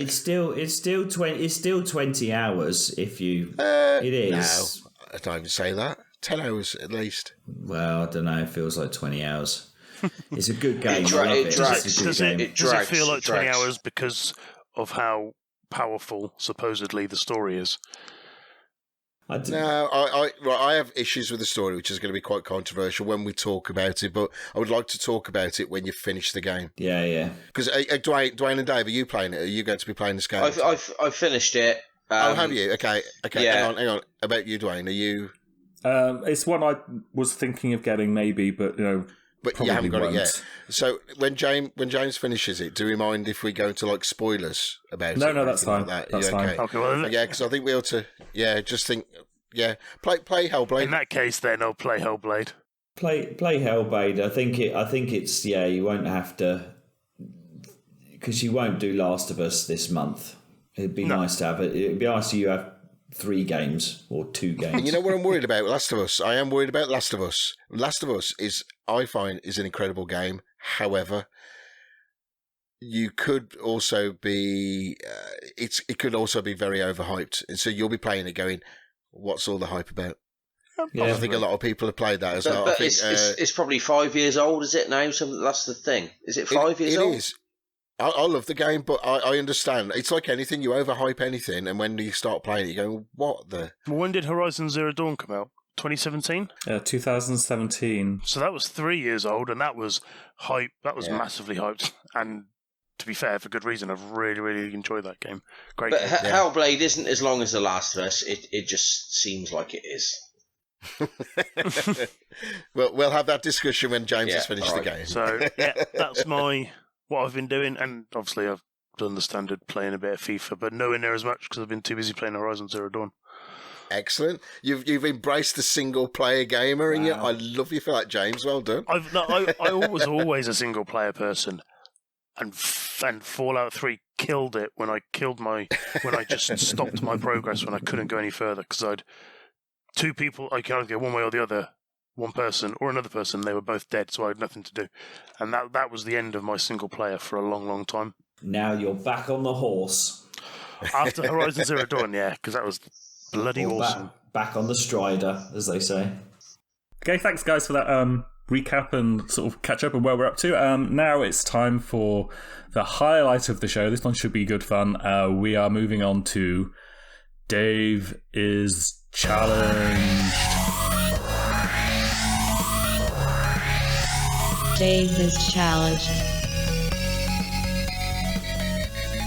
Right, so just quick, as we're into recaps, just a quick recap of where we're at on the board here. So the first month, which was Pure Pool, Dave's choice, he won. Which, yes, if you choose a game, then you should win. I'll be honest. Only just. So a win's a win. He came first. He got 5. James was second with 4. Richard third with 3. Stu just pipping me took second, and I took last place, so I got 1. The next month was my choice. No, actually own the game, so you got it by default. No, I did. I bought it because that was before. Did you? That's one of the 3 games he does own. Sorry. It's one of the games I own, and I haven't touched it since.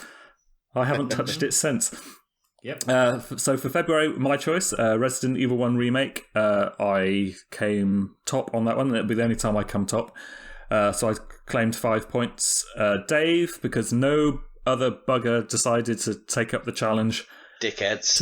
Took second point. No. Yes. I am, honestly. I think you'll find. Rich is not happy with this because he's saying that the rules were implemented halfway through. He's not happy. I know he's not happy. Don't get me started.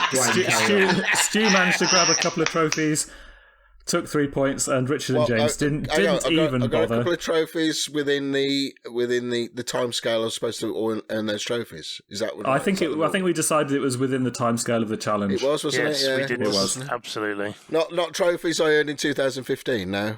Absolutely not. Although I do see here that Richard and James have got 0 for that, but surely they should have 1 each for... Well, no, okay. The reason, right, I'll explain the rule of this, and we can debate it. Right, if you don't own the game, it's not fair. You get 1 point. But if you own the game, come on. Don't be a DICK. Turn it on. Just turn it on and have a play. Then you'll get a point. I did turn it on and have a play. 8 years ago or something stupid. Yeah. When it first came out, yeah. I did. I told you. It's recorded on the podcast. I turned it on. I ran to the first zombie. I ran around the room. I went to the others. I thought, this is bollocks. You know what, Rich? Because there's no rule. Because there's no rule. Okay. No rule exists. No rule exists. Look, I'm gonna if you're looking at the Google Drive now, if you're looking at the Google Drive, everybody witness. I've given him 1 point. Yeah. When you post it on Facebook. Rich. It's on there now. I 1 want point. 2 points. Rich, I'm just holding a straw up. Can you see this straw I got here? I don't give a shit about that. Rich, straw, have a clutch at that, mate. Why do you want 2 points? Why would you want 2 points? Because you've ranked Pure Pool, yeah, in 5, 4, 3, 2, 1, yeah, right. But if you look at the difference in effort between first, second, and the amount of effort I put in to get only 1 more point than you, Stu, then you can see there's a huge disparity in this way of working. Because it's just maths, mate. It's not open to interpretation. It's just maths. Would you be having this discussion if your points were so low? You know what? I have to say, if the other rank them, do it fairly, but don't. If we're talking about out. If we're talking about effort, then for Resident Evil, I should claim way more points because I got so many trophies on that. I'd give you 9 points for Resident Evil. No. This is getting stupid now. The rules are the rules. Let's take where they are. Whose idea was this, David's challenge? Whose idea was it? For once, I don't like agreeing with Rich, but he did actually put effort in by the fact that he did actually play it, run around for a little bit. I'd quite happily give him 2 points. I am quite. Oh, he's got 2 points. He's got 2 points. I'm quite happy with. See, Duane's on it. He can see that. 2 points for what? Well, he actually played the game. For turning it off. See that? 2 points for ranking. We should For turning ranking his PlayStation on. Yeah, but That's all you've done in all your challenges. Just because you're top of the board, Dave. Oh, yes, I am. With a load of fucking try-hard trophies. Yeah, you're like the kid who's getting the fucking rosette. Give him a rosette for taking part, but for somehow this perverse new way of ranking of doing this thing, which was retrospectively done, has been that Dave is top of the table for just trying. Hang on. Right, so that we're only in February. God's sake. No, right, we're in April. Now we're in March. Shush. Now we're in March. Duane, continue, and this is where James should be slightly happier for a bit. Right. I told you not to get me started. March's challenge again. Dave's choice. Disc Jam. So you'd think somebody who makes the choice would do fare quite well, do well at that. So the rankings for that was James first, claiming 5. Richard claiming second, claiming 4.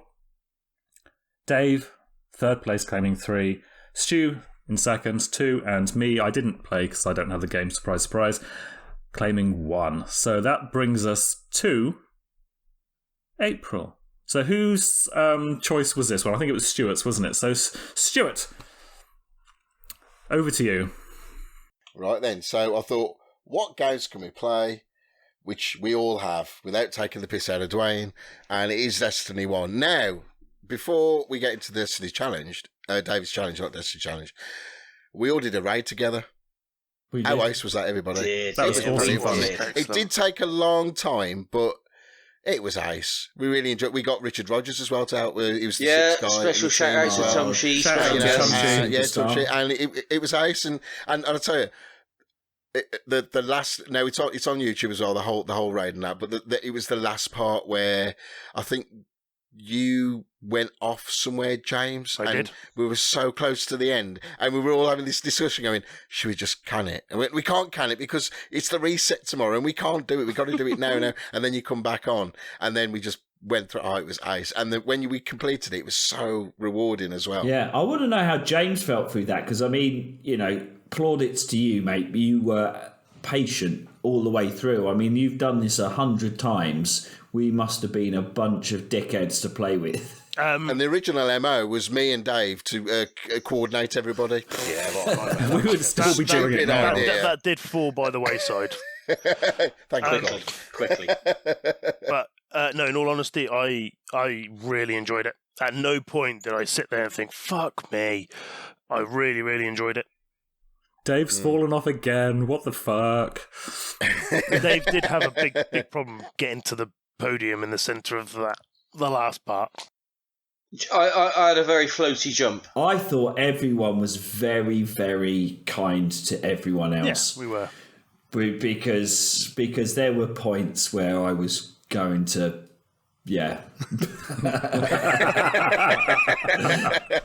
seriously, I was absolutely going to lose my shit. Not because of any one particular person, just because of just the frustration of having 6 people trying to, and everyone fucked up at just some point, just at the point you just think you're about to do it, and someone's like, I didn't hit what they called. I can't remember what they called. Not the temple. The oracles. The bloody oracles. Oh my God. It would be, we nearly done it. Oh, I forgot the oracle. And just like, oh my God. To be fair, I did feel a particular burden when I died. I was like, and there were a couple of times. You did an absolute doozy, because we were on our best run ever, and you had been on point for like 6 hours. like the number one, just bringing us all through, and then we were finally through. And what happened? I just walked off the edge. You walked off the edge. I did a Dave and I failed to get to the middle. Brilliant. Yeah, but you did your stereotypical thing now, James. Tumshi, you went to Tumshi. Oh, Tumshi, come out. There's a chest. Yeah, there's a chest just down there, mate. Yeah. Just that's walk it. off there a bit, You just go got to stand look on the over edge. the ledge, and you pushed him off like a twat you are. I have to say, that invisible platform that's there that you can stand on was really upsetting because I couldn't push more people off. I was disappointed. It was a bit of an anticlimax. Anyway, that was absolutely fantastic. I loved it. But the challenge was, what can we do? Because the disc jam one was brilliant, and we really enjoyed it. And it's like just got our palms sweaty and all that kind of stuff. It was brilliant. So what else can we do? So I was thinking, Destiny, that was a private match, and so 1v1. Now at first, the way I set it up, I thought, it might be just 1v1, but then I realised now you can actually have a free for all. So we did. Was it a Mayhem Rumble? Was it, or Rumble Mayhem? Mayhem Rumble. Yeah, that's it. Where your supers just charge really fast. I love that myself because I'm crap at these games. Hammer. I was just thinking actually, would the outcome be different if we didn't have the supers charging really, really quickly? Yes. I think it would have been. No, it wouldn't, because we played a match afterwards, and it wasn't different. I was so jaded after that. Yeah, but why? Because everybody It was could the do same supers. outcome. Everybody could do supers. Do you remember? No, they can't. Why? Because of course you can. No, it doesn't work like that. That's not the game.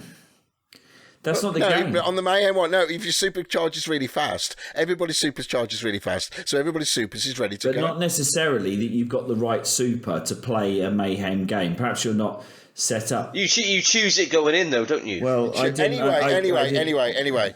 We can listen. We could always have another Destiny one discuss. game we later can discuss on this anyway. as we go through. But yes, I do think the order wouldn't have been different at the top. For any listeners that haven't worked out the order yet, have a guess now. Not to blow my own trumpet. We'll crack on. We'll just carry on. We'll do it first. Right. Okay. So we all played in the same match together. It was all everybody against everybody else, and I did have a worry that we'd all gang up on Dave, but it didn't really happen, which is good. Look, can I just say, Dave actually claimed the first kill of the session. It was me. I walked straight into it and he got me. I was like, well, that's a bad omen for what's to come. So then I gave the opportunity for everybody pick a map, and the problem is because none of us play Destiny now, so we didn't really know what the maps were. I've got a vague memory of the map I wanted. Well, you picked the wrong map. So everybody had the opportunity to pick a map and all that. So we had 5 separate maps. The maps ran for 10 minutes each. Whoever got the most kills were won, but they were all totaled up, and then right at the end of the 5 rounds, whoever got the most kills out of the whole game, not scores, the most kills is the winner. Yeah. So the way it transposed was obviously James was winning. He got 143 kills. I came second with 98. Duane came third with 82. Dave came fourth with 75. Rich, you came last with 3. What happened? 3 kills. 69 kills. Nice. 69. Sorry, that is 6. No, it was good. I mean, to be fair, the numbers are quite close. Whitehouse, I don't want platitudes. I seriously don't. I don't want platitudes. I don't want a try hard fucking trophy. This challenge, I'm not being funny, was bullshit. Why did you say so at the start, you twat? Instead of now when you lost? Explain why it was bullshit, Rich. What was bullshit, It was bullshit. It was You like never said mayhem. it was bullshit at the start. No one explained to me what mayhem was. No one explained to me. Nobody knew what it was. Maybe I didn't read the I gave you memo. all the fucking information. Yeah. I've sworn out. I gave you everything. Babe. Everything. For about 4 days before we did the challenge. Okay. Everything. It was like, I didn't know what I was going into. Fine. How? Okay, that's fine. This challenge was like Dave's pure pool challenge. Rather than playing pool, we had to play a bullshit version of pool, which was ridiculous. This is a bullshit version of Destiny. Mayhem, free for all. I had a hunter with a fucking spud gun. Yeah. that was, and to be fair to James, he told me on game 2 that I was I was using the wrong super, and he actually gave it to me on a plate and said, "You didn't change it." But you said, "I'll just carry on." But the point was, I've never used golden guns, so I didn't know. So yeah, it's on me, but it's not a real challenge. It's not Destiny. It's not Destiny. It's like an arcade version of Destiny. So, what about if you won the challenge? Oh, Best challenge ever. No. Because now I've now just opened up that question for just Rich, the disc that I put into my PlayStation 4 before we started playing had Destiny written on it. I'm just saying. Yeah, but not only that, in the raid that we'd done before, which I thoroughly enjoyed playing with you guys. That was ace. I got a blue engram from. What did you get, Dave? I got loads of stuff. What did you get that you then used? So I got a Vex Mythoclast. He wasn't after you in particular. I got a Vex Mythoclast. Yeah. I got some kind of exotic rocket launcher, which I broke down to get better stuff. Yep. So Vex Mythoclast. I got about 5 really good things. When Jacko played with us afterwards, he went, he said, "Jesus Christ, has someone got a Mythoclast?" I was like, yeah. So I don't even know what the names of these weapons are. Like, everyone had named weapons. I had like a... Yeah, no, but Rich, there are algorithms within Destiny that measure the participant's performance in a particular section of the game. Yeah, and give you a pity gun. And reward them accordingly. A pity gun. And also, I got loads of stuff. You got fuck all. You were coached. You knew this. You were coached. You were coached in getting so you had a Titan. I didn't even know what a Titan was. I've had a hunter. I had no armor. I was agile. I was all wrong. Someone had coached you on this, Dave. Who coached me? Stu. What? Stu fucking hammers, hammer wankers, Stu. Yeah. Mate, he's all about the hammers. He's got nothing else. No, Dave, he's rumbled us, mate. He's rumbled us because I am Destiny champion of the world, and I did. Yeah. So Stu, sorry, mate. Stu, you were suspiciously good on that challenge after with. I had hammers. You cannot be not good with hammers. And equip a hammer. You got those hammers. Exactly. You optimized. I was using the hammers, and I hated the bloody hammers. Really? Oh, I loved them.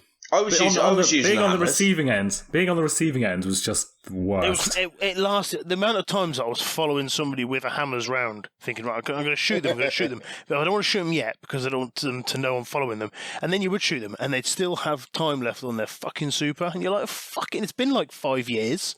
Fucking really pissed me off.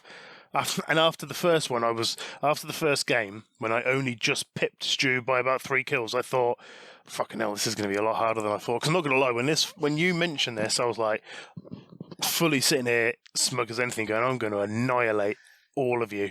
I knew you were going to win this challenge, James. No. As soon as it was mayhem, I was like, because I was same okay. for Rich, because the. What, and again, same issue. I could have changed. You gave me the option. I could have gone and got my Titan, but I didn't want to because I didn't want to. You were handicapping yourself, James, because you just thought. You know why I really? Yeah, like, joking aside, this is why I really picked Mayhem, because I remember playing Destiny 1 back in the day, and I remember there was me, Dave Southall, and a few others, and I think they just released Mayhem, and we jumped into the map, and it was mayhem. It was so much fun and brilliant, and that's what I was trying to emulate. I didn't realise I was going to cause a rift between the group. I didn't realise that. Yeah, well, even though beforehand I still enjoyed everything was all laid out. I just didn't enjoy getting pummeled by hammers. And what I do like about Destiny, I have to say, is you hear the ching as you pop your super, and you think, "Oh, fuck me, shit, here it comes." You know what it is. The hammers. Even if he's on the other side of the map. Now, there's no rule. There's nobody said a rule about we can't have the same game again. So, in a future one, Rich, if you want to choose it, you could pick your own rules and how you want to play it. What? So what about if we want to do the raid? Come on, didn't we want to do Crow? Don't give a shit. I've deleted it. I've deleted that and my saves. No, you did. Did you delete your Close saves your as well? Bungie account. Yeah. You've gone to Bungie and gone, right, close. My Did you account. literally Delete delete everything? Yeah. I Are had you a that pissed complete off about it, Rich? I had a complete paddy about it. Yeah, no. Oh my god! I did. What I feel about Dave's challenge is that I birthed this what I thought was going to be a beautiful child. Yeah, you came up with it, yeah. And I've turned it over. It's opened its eyes. It's got lizard eyes and a lizard tail. And I just want to take it out back and drown it in a fucking bucket. Okay, it's only one This game. is brilliant. This is brilliant. This is brilliant. You can recover from this. Everybody can recover from this. I'm But joking. anyway, interesting stat. Sorry, Duane. Interesting stat. If you look at Dave's scores, there's a nice little pattern going on here. Yeah. So the first don't one's say it, 5, don't say it. then 4, then 3, then 2. What do we think the next Well, one's that going to be? brings us on to this month then, doesn't it, I It suppose? does, doesn't it? Nice. It nice is his and home neatly. game. It is home game. Home game. So this is the month where I get to choose. Now, Have you looked at everyone's piles and picked one? Yeah. And look, Dave, look, if I sound bitter, it's because you are. am. But Rich, next time, read the rules beforehand. Yeah, I will. I've learned my lesson, and not allow you to make up rules post. No, I still got to. No. To be fair, we did introduce the league table In March. after like the second one or something. There you go. Yeah, but I did run it past everybody. I didn't just bring a league that's table all. out, did I? Let's just make it more interesting. Yeah. Any league table that shows that Dave is one of the best gamers He's wrong. is clearly When we Clever. introduced the league, Very when we flawed. introduced the league table, we didn't take into account the fact, Rich, that you weren't very good at playing video games. So maybe we should have. I don't know, but we didn't, and I apologise. Maybe we should have. Maybe we should have taken that into guy. account. I'm a mid-table guy. I'm Not at happy the with moment, that. you're not. You know, I know he is. Technically, it's because I've been forced to give him No, 2 he's points at the because he's bottom. having a temper tantrum. at So the he's got bottom. 2 points. So actually, that's a good point.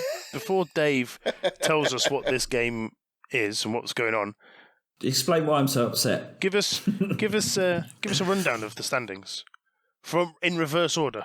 In reverse, so stuck at the bottom with measly 10 points. There's 2 of us. There's Richard and Duane. myself. Thank you. And in third place is Stu with 11. And sitting quite nicely at the top in joint first, we have Dave and James. See, And I'd like to point out. see, James, are you happy sharing the podium with Dave? Well, let's put it like this: if I'd have literally just turned Resident Evil on, I'd be ahead of He would Dave. have, yeah, he would have got it. Yeah, That's all I he had would to have do. been. Well, more but fool you you, didn't, that's all but I'm you going to didn't. say. No, I But didn't. you didn't. But in the other 3 challenges, I've been second and first twice. So if I can carry on, Dave won't win. So how has this gone so wrong that Dave is at the top of the table? If you've been second and first twice, how is Dave still at the top of the table after being beaten in his own home challenges so many times? Because the rest of you have been shit. Because the rest of you are letting the side down. Currently, Hang on, why don't you just look at the table and how the scores are laid out? They're not that No, bad. they're not. And we've only had 4 games. Literally, if Rich, you are a bitter man. Of course he is. You ought to sort yourself out. Jesus. You don't play FIFA. You don't play FIFA with me, do you? as it stands, currently, myself and James are the best video game players in this group. oh god, that is a horrible thing.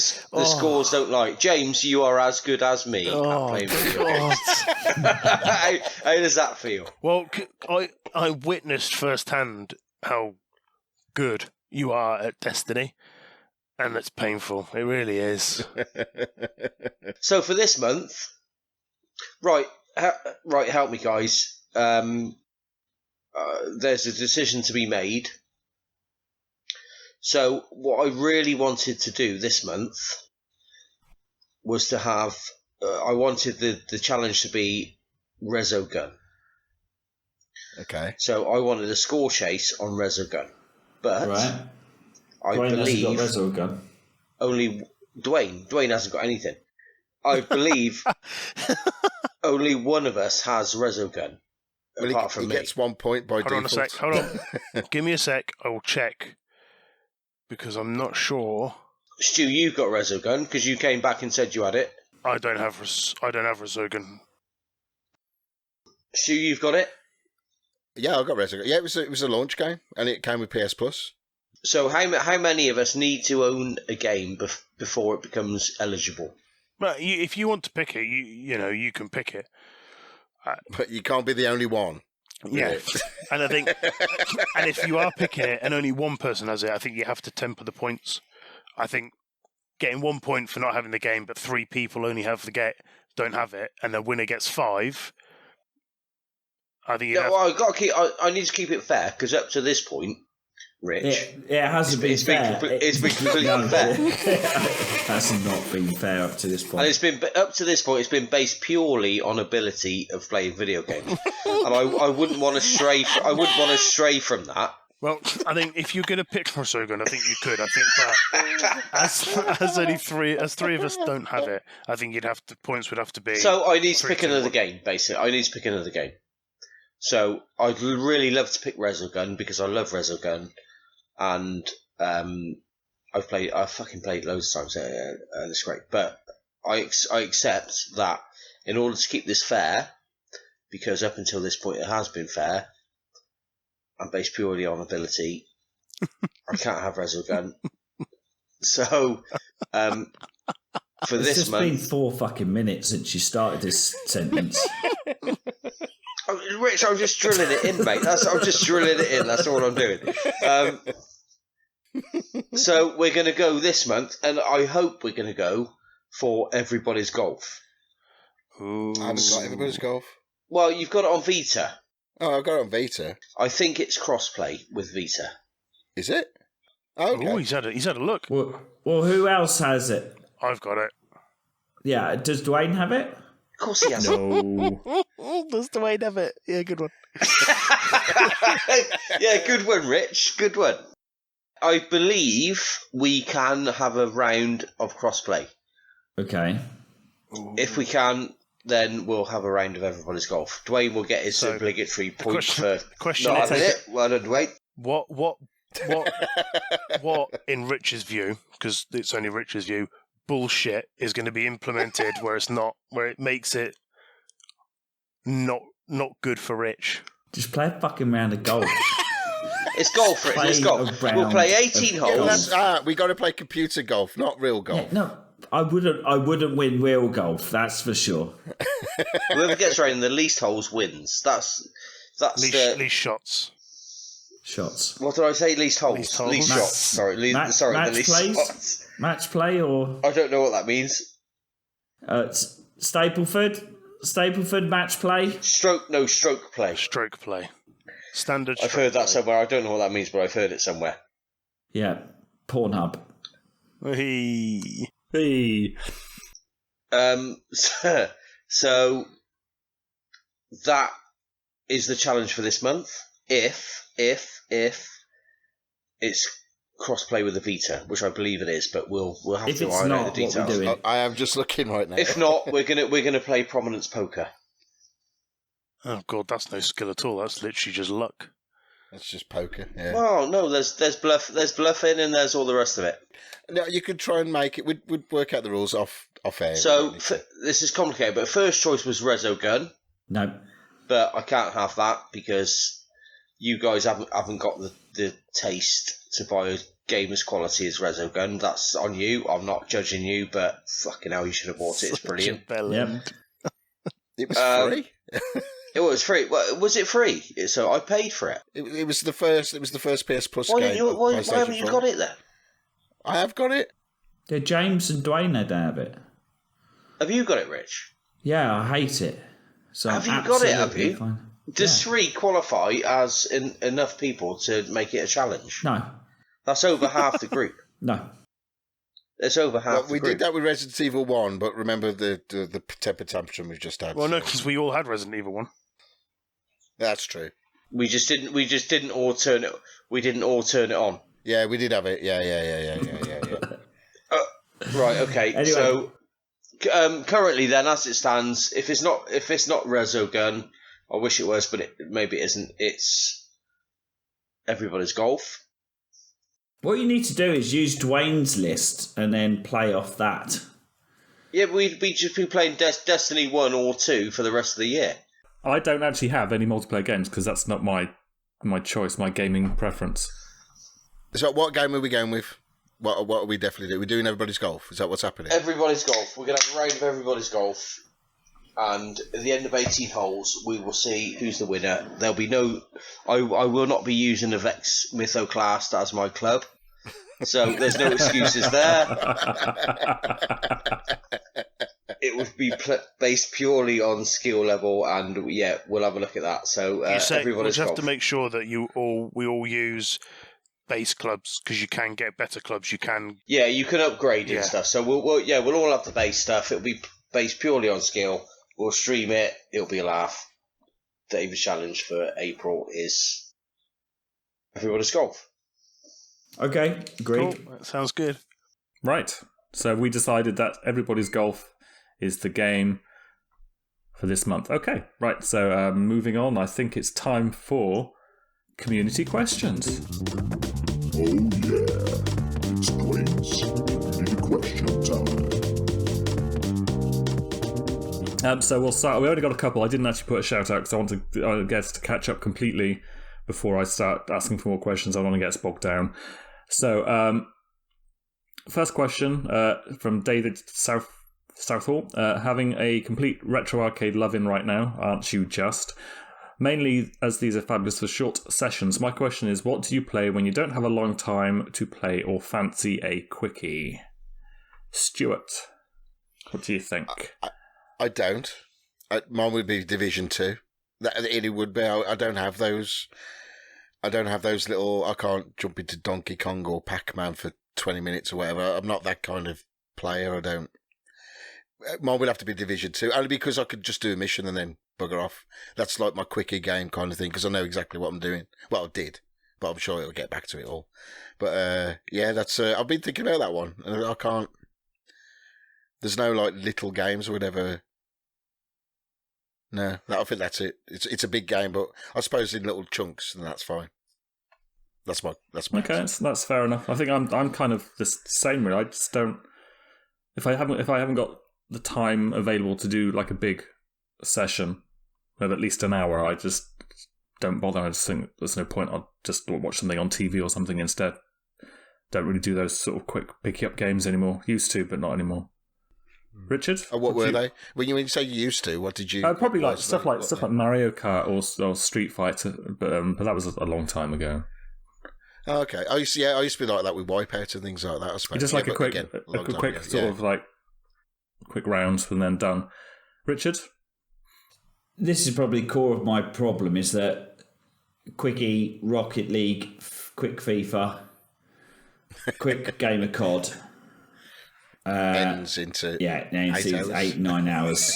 Yeah, that's absolutely whatever. Tetris 99. That's probably my go-to quickie game if I'm not in reach of the PlayStation. If you want a really quick game, mate, you'll just play a game of Mayhem Rumble until you die. Dave, drop it now. Below the belt. Let it go. You tosser. It's different when we take the piss out of you, but when we take the piss out of Rich, come on now. Yeah, but I tell you what. If I had Dave's the first thing I'm doing now, January 1st, 2021, is buying an electronic pinball tabletop thing. Cool. Yeah, that would be pretty cool. That has got me just obsessed. His post on that.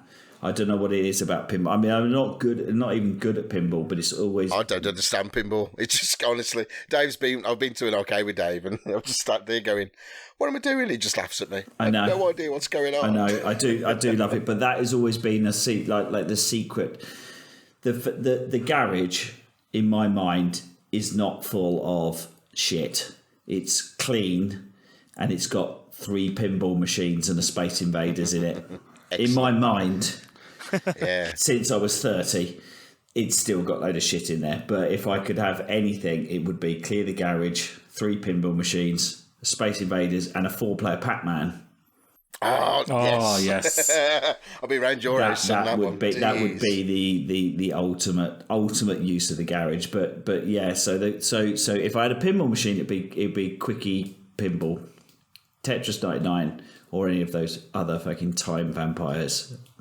James. If I don't really do quickies much on the PS4. Generally, if I'm doing a quickie, it'll be a mobile game on my phone, which obviously I've downloaded 0 of in 2020. But if it is on the PS4, it's probably Dead by Daylight. Okay. Because you can turn it on for an hour, and if you're lucky with lobbies, because sometimes it is like playing Death by Lobby Simulator, it's horrendous, then you can get 3 or 4 games in an hour. Have we all... Hang on, sorry. Have we all got that game? Apart from Duane, obviously. I've got it, yeah. I've got that game. Dave, you have that game because your son plays it because you don't care about your son walking people onto meat hooks. So I don't care about my son? Rich has got it. Hooking people onto meat hooks. I've got it, yeah. All right, because that could be another challenge. Sorry, anyway, that was just digressing then. Sorry. And sometimes it's FIFA, but it's very rarely FIFA. The only time that becomes a quickie is if I turn it on, I get fucked off with it, and then I turn it off. That's it. That's me. Dave, what quickies do you classify? If I haven't got much time, well, I'll just have a quick blast. I'll just download the National Lottery app and have a quick do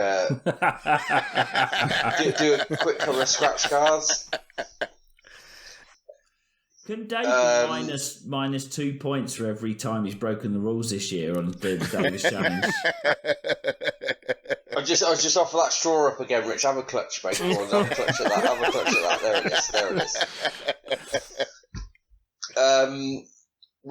Resogun, although I haven't played it for a while, it's a bit of a quickie. It's a bit of a kind of score chaser, casual game. So a bit of that. Pure Pool was a casual, a bit of a quickie until we all played it to death in January, and I just totally went off it.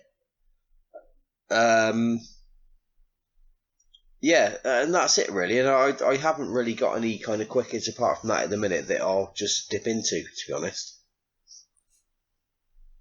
No, it's interesting. I think as you kind of get older, I think you kind of favour those bigger epic games. All those games which just take up a lot more time. Yeah, I don't know. It's weird. Anyway, Ricky Cadden asks, favourite weapon of all time from which game and why? Now, this one could get quite interesting. We'll start with James this time because obviously he knows a lot about weapons in games. Why'd you say I know a lot about weapons in games? Because you play a lot of Destiny and Call of Duty and all that stuff, so obviously you know all the weapons inside out. I really struggled to pick a game, a gun, because I'll just list a few of the ones that I really like. The laptop gun in Perfect Dark, because there was nothing better than just chucking it against the wall at the end of a corridor and then running off and just killing other people, and just watching kills tick up from it. In Destiny, the Gjallarhorn was such a good rocket launcher. Absolutely great fun. And then, did anybody ever play on the PC a game called Delta Force Land Warrior? Ooh, Delta Force, the original I played. So, my uncle's in the army and he got me into playing that, and it was really good. The Barrett 50 cal sniper rifle on that, and what I loved is because obviously most powerful and goes further. What I really loved about that game was the fact that you had bullet arc, so you had to. It wasn't just to shoot somebody from 800 meters away, just aim at their head. You actually had to aim above them, and you'd see the arc of the bullet as it went down. But yeah, those are probably my 3 favorite guns. And I couldn't pick between them because I had so much fun with them. I think that's it, though, isn't it? It's what each one brings to their respective games, really. Dave? Well, it's obvious. Vex Mythoclast. It's the Vex Mythoclast. it's just amazing for fucking Mayhem Rumble. It's the best gun you could ever have. It's just it covers up, right? It's that good. It covers up any used it for gaps a week. in skill, right? it's just amazing. No, serious answer. It was good because it fucking sorted Rich out. But I've got to choose the double RP90s from GoldenEye. Because the RP90 had a fucking amazing firing rate, and it did loads of damage, and it just made the game much easier. So yeah, the RP90, beautiful weapon, and the sound, it made a fucking brilliant sound as well. But really, it's the Vexmith class because it's fucking great for Destiny multiplayer.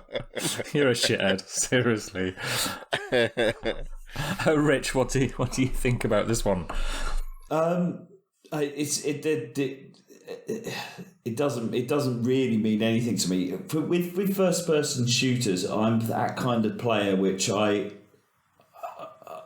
that kind of player where you know that kid who sits on the side of the football pitch and getting shot is slightly shit at football, and everyone eventually invites them on to play. That's what first person shooters is, and I sort of look longingly upon people. I love first person shooters. I'm absolutely genetically shit at them, and so I don't have a game. I mean, if I was going to say that anything that is memorable, probably I thought of something from like the Golden Gun, the original from GoldenEye, but that's about it. That's when we were playing Destiny the other day, and everyone was reeling off the names of the guns that they were playing. I was like, what is this world? I just don't pay attention to and that's probably why. So yeah, can't really pull one out, to be fair. Probably default to Mr. Yarwood. Stu? Well, my answer's a little bit like Rich's, really. I can't remember nothing. I can't remember gun names or anything like that. It's whatever gun, though, you use. It's like in Division 2. Like, there's some absolutely amazing guns. I can't remember the name of them, half of them. A Pestilence, which is an LMG, which I love. It's actually brilliant. But it's the kind of weapon used in the particular game you're playing. So like I'll always probably default to a Mass Effect game. So I always used to love assault rifles and pistols. And actually, sniper rifles were good because of the amount of upgrades you could put in them. But I can't. They didn't have any. Oh, they had names, but I can't remember what the names were. But there were more serial numbers like the AP6445 or whatever. So it's so to me it's just I can't remember stuff like that. It has no interest to me. I don't know. Yeah. Because I don't play. Like games like sorcery game, I don't know, like Skyrim. I've got no interest in fantasy, none at all. So like where you got these big swords where they've got these mystical names of they do all this. I suppose Destiny's in that kind of genre because of the way they name their weapons and stuff. I don't pay any attention. Yeah. The only one I used to like in Destiny, which I still use, is the Supercell, only because I liked it, and that's the only reason I remember it. Yeah, and I still use it now, and that's it. So that's a good gun. You were doing really well with that the other day, I have to say. I'd say the only gun I've ever grinded for was is it called the Mida Mini? The Mida Multi-Tool. Multi-Tool. That's the only one I've purposely gone for. And I can't think... Destiny is probably the first game where people... Because everything else before that was like WoW, where you're grinding for weapons and armour, specifically in fantasy settings. But I can't really remember a game where you grinded for a particular named gun. Destiny seems to me like one of the first games where I actually you enjoyed had quite a that lot mechanic. of some of the Destiny weapon quests. The one for the Touch of Malice was just awesome, and that last section where you have to go up against the witches in that room, it's just insane. But yeah, and totally worth it for when you're playing the Oryx raid. Ow, elbow. When you're playing that Oryx raid, and that last section, it really comes into its own. So yeah, but for me, I kind of second James's Gallahorn thing. Really wanted that, and I did so many raids and Nightfalls, and it just never dropped for me. And other people would get it, and I'd be like, "Oh, you bastard!" And then the original Destiny, I actually had a habit of trying to solo Nightfalls, because there were certain ones you could solo, and one of them was the Sepix Prime, the very first raid you do on Earth. Yeah. And I soloed that, and I left my fire team open, and somebody jumped in when I was on the last section, and he kind of helped me like just finish it off, and then it dropped, and I was just like, oh my god, fucking hell, I've got the Galahorn. It's amazing. And then he wasn't one for talking on his mic, and then his mic just turned on and went, congratulations, and then turned off and vanished. So I was like, okay. Awesome. But yeah, I mean, but Destiny's got some really, really, really solid guns, like the Bad Juju I really love using, and so the Media Multi-Tool is just like a solid like gun. But for me, I'd say my favourite weapon in any game is the Lancer in Gears of War. The one with the chainsaw on, because who doesn't like a big fucking gun with a chainsaw on? But yeah, I don't know. People talk about weapon balancing and the feeling of the weight of a gun whilst you're playing, and Gears just seems to really get that really, really well. Like the weapons just, I don't know how they do it, but they just feel good when you're using them.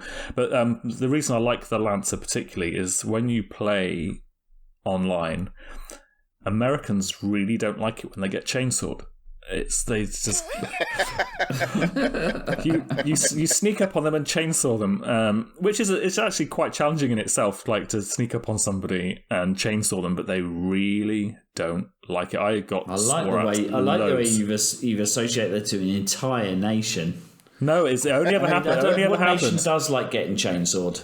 I always thought it was funny, but they just I'd get like so much abuse in lobbies for doing it, and be like, it's part of the game. Like why is it?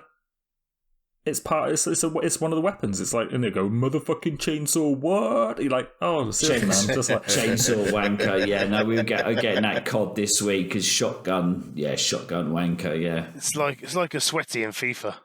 It's in the game, but fuck it's me, in the game. So.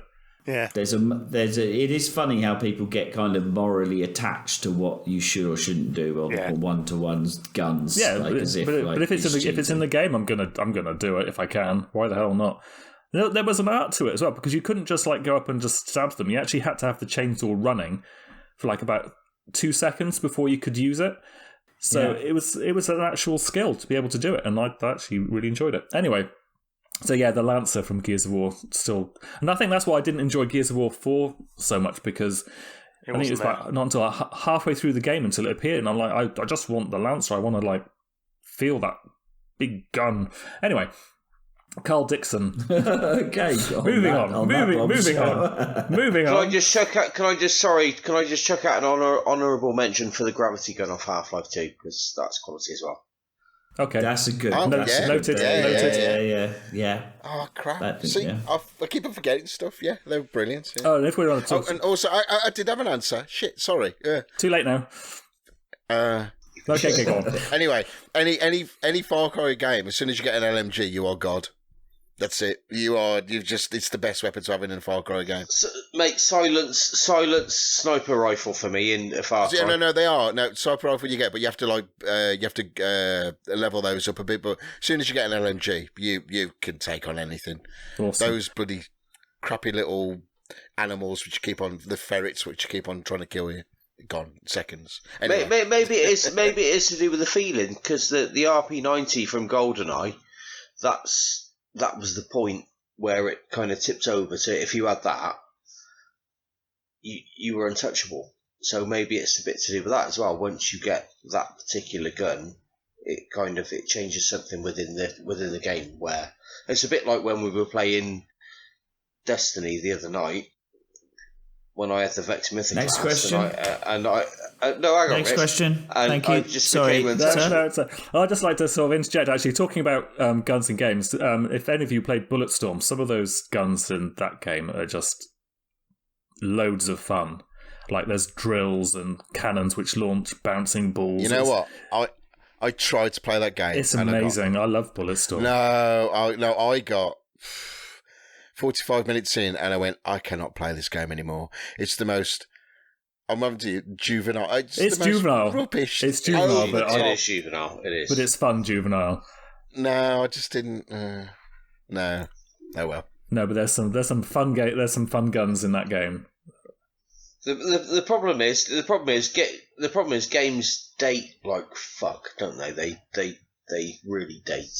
They can do. Some of them are very much of the moment. If you're going into a game even a couple of years after it's released, it just and I found that with Bulletstorm. I played it a little bit, but it was a couple of years after it was originally released, and there was just stuff that you think, oh fucking hell, look at the graphics or the gameplay or whatever. It's just you've got to get some of these games. You've got to get them within that window. I think you've got to get on them within that window where they're state of the art or whatever. Otherwise, you just can't get into them. Anyway, moving on to the next question. Carl Dixon. Throughout your backlog, is there a game you've been horrifically disappointed by? Something you thought you'd love and it's a pure slog to get through? For me, it's Man of Medan, but I'm hoping it picks up soon. I'm still willing to give Little Hope a try this year, as the environment shouldn't be as limiting as ghost ships, corridors, which I think is half the issue in this first half of Medan, however it's pronounced. Medan.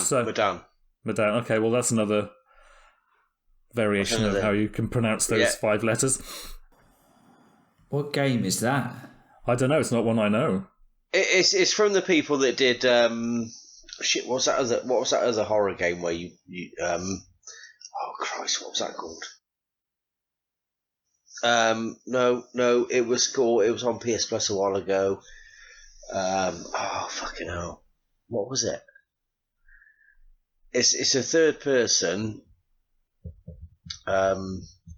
Shit, this is not great listening. I understand this is that. Terrible radio. I know it is. I know this. Move on. I'll think of it in a minute. And Until Dawn. It's the same people that did that. Oh, okay. Oh, is it? Yes. Oh, okay. Yeah. Okay.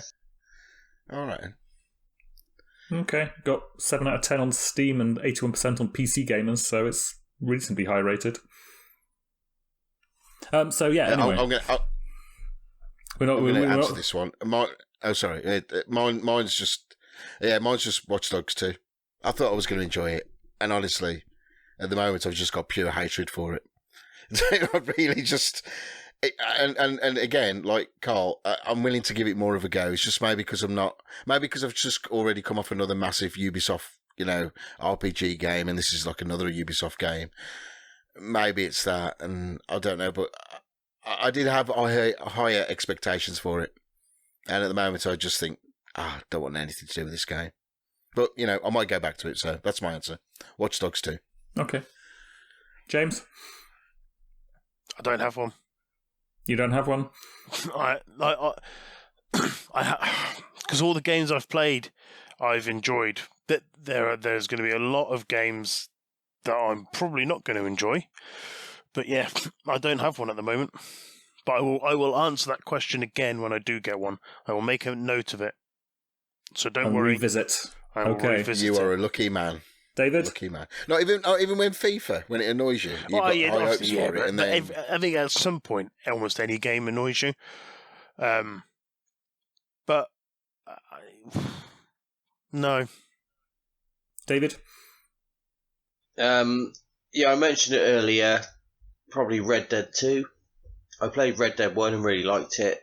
There was a lot of hype about Red Dead 2, and I just found it really boring. So, yeah. Controversial, I know, but no, that's Red fair Dead enough. 2, yeah, disappointment. Rich? I'm probably going to say Bloodborne, Dark Souls. There's a weird thing with those games. When I come away from them, and if I look at my list now and I think Bloodborne, I think, do you know what? I really there's everything in that game that I like. The fantasy, the kind of strategic killing of the bosses, everything like that.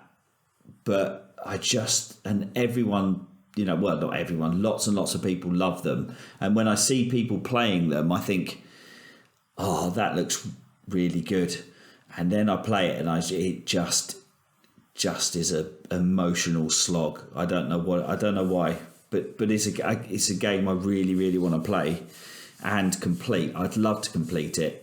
There's even if I picked it up tomorrow and absolutely committed to it, I don't think I could stomach it. I am 100% with you there, Rich. Yeah, Absolutely. I agree. Yeah, Right on. I remember buying, pre-ordered on the PS3. It was the very first game I ever pre-ordered on the PS3 was Dark Souls 2. yeah. And because everybody's going mad about it, I know that Dave Southall's a massive fan, you know. So I was thinking, this is going to be great. Not realizing, I literally put it on, spent 3 hours trying to get out of the first area, and I went, what have I done? Yeah. I completely understand how you feel. Oh, But then I can see why they love it. That's the thing. It's like an impenetrable game. I was like, I can see why people love this. I just don't love it. I just don't like it. And then I'll go away and then come back to it. So yeah, Bloodborne, Dark Souls, same game basically. I haven't played it, but I'm not looking forward to playing it for a very similar reason. I think it's going to be the same for me. I think I'm going to play it and go, oh God. Did you buy it, or was it the PS Plus? I PS Plussed it. I bought Dark Souls and Bloodborne. I bought them all. Dark Souls 2 should be on my list, but it's not. It's a class. I've daved it. That's what I bought Bloodborne because it had guns in it, and I thought at the time this is going to be a real test of my gaming metal. To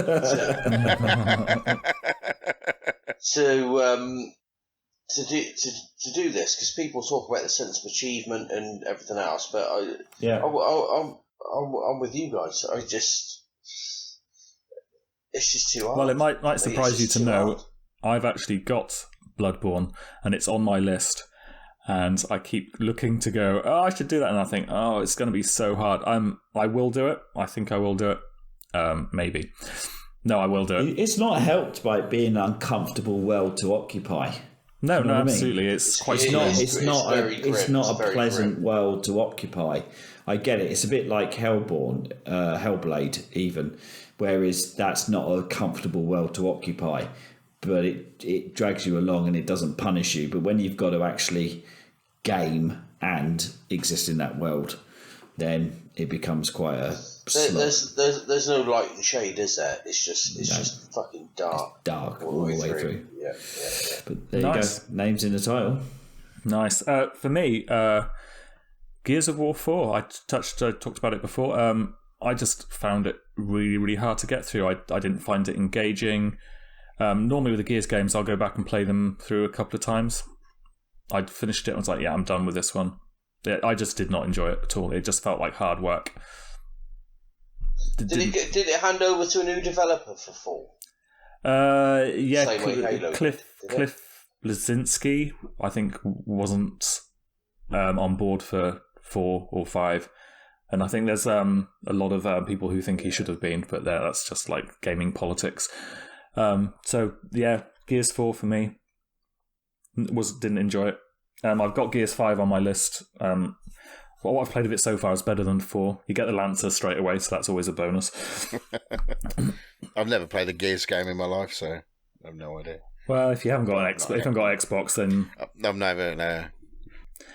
So the last question, we've actually caught up with ourselves, guys. Well done, Adam. This one came from email. Our sole email question. What? Actual email? An actual email question. So, hi team. The challenge only lets you buy one game. So obviously you need to make it count. What sort of game gives you the most value? Something with a lot of immediate replay value? A big 200-hour open world game? Something multiplayer so you can be social? Or something in between? And then he says, keep up the good work. Start with Rich on this one. I think that if I'm going to... Obviously, I had a gift of buying COD, but I would think actually to play my Joker, my choice is going to be, weirdly, an open world game.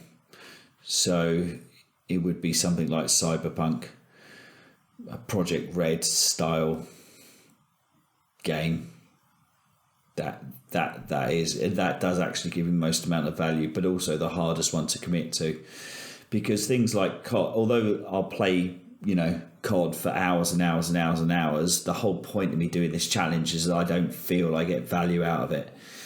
I don't feel the amount of hours I put in gives me the level of satisfaction I should get.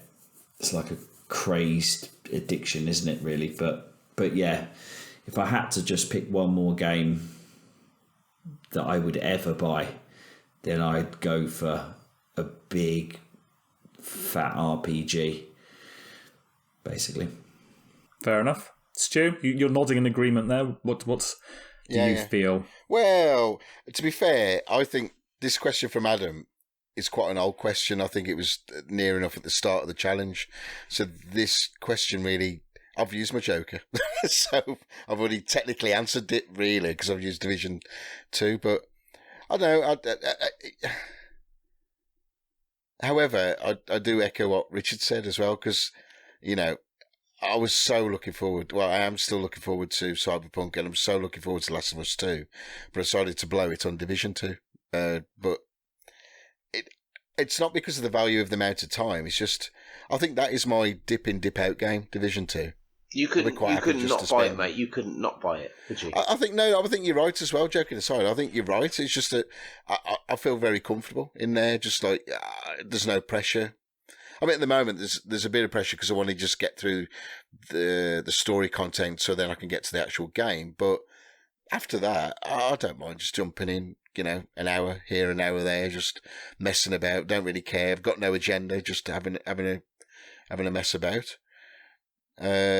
So I think that's it, really, for me. I mean, if I didn't have that, it would have been either Cyberpunk or Last of Us. That would have been my 2 this year, where I would have just gone on. So yeah, I hope that's answered your question, Adam. Dave? From me, anyway. Dave? It's a bit of a shit answer, to be honest, because he kind of referenced a few types of games, and I'm going to sort of name all of them, really, I guess. So I'd get a good value from like a social game. So we'll say Division 2, because I spent a lot of time playing that with other people. So there's value there because you're spending time with other people and having fun and all the rest of it. So that represents good value. A game that's got replayability, so something like Pure Pool, although I can't play Pure Pool anymore after what happened with it, but something like that, or Resogun, where like a game that you'll keep dipping back into, a casual thing that it's a score chaser or whatever.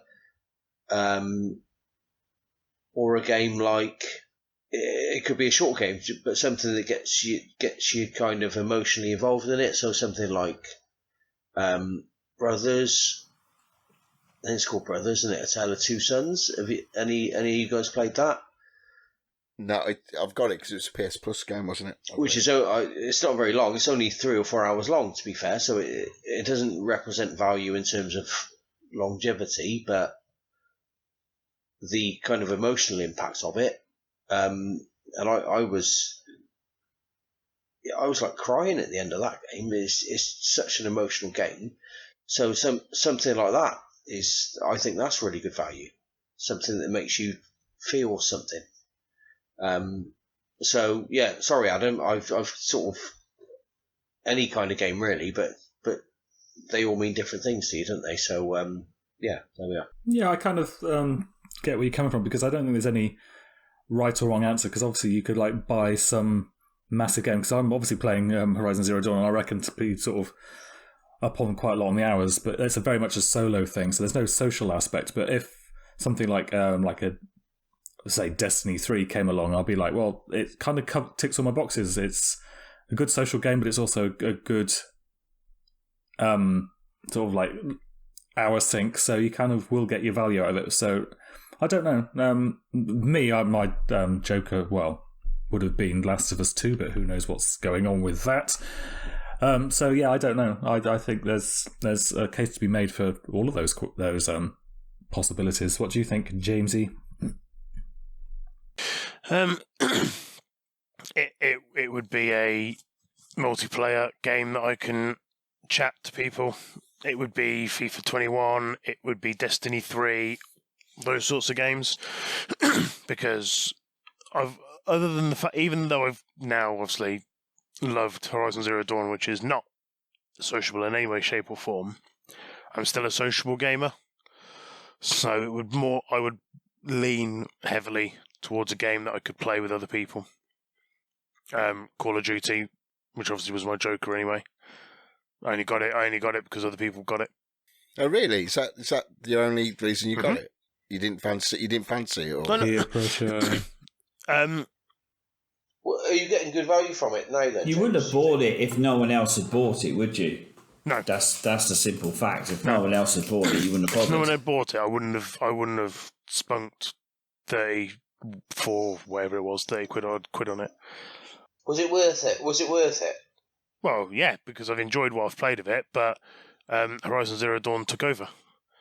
So I'll go back to it. I'll probably play it this weekend. But yeah, it was worth it. Double XP, double gun XP. Rich knows. Yeah, but that's like that. But that's like me in Division, isn't it? Yeah, I probably won't play it for a couple of weeks, and I'll jump back into it. It's just my go-to game, and I know there's still people who play, and I'll jump in with them, and it's quite nice and that. And actually, to the point, Dave, even though you haven't, I think you only play Division 2 now. Is like when I ask you to. You know what I mean? So, and we're having a chat and stuff like that. So it doesn't really matter what you're doing. It's social, isn't it? And to be honest, the only social interaction you get these fucking days is what we do anyway. You got to go and see somebody, can you? It's not at the moment. No, exactly. It's interesting to hear how it seems that all of our gaming habits are sort of slightly starting to change as a result of doing this. I don't think mine has. Probably because I'm still going to work though, and I didn't go out. Okay, I went out more than obviously when it was lockdown, but I didn't go out every weekend and things like that. So I don't really think my habits have changed that much. The fact that James has finished Horizon Zero Dawn cannot be underplayed as a massive achievement. Yeah, that's nice. Anybody finishing a total change in gaming habits in matter of days. Yeah. Yeah, absolutely. And but that's because you... And considering Last of Us, the fact you're considering jumping one to the next. Right, so that's all the questions. We've all caught up. I don't know how we managed to do that. That's a feat in itself. Right, so now we're going to move on to... Maybe 6 hours of podcasting. Yeah, too right. So now we're going to move on to Stuart's housekeeping.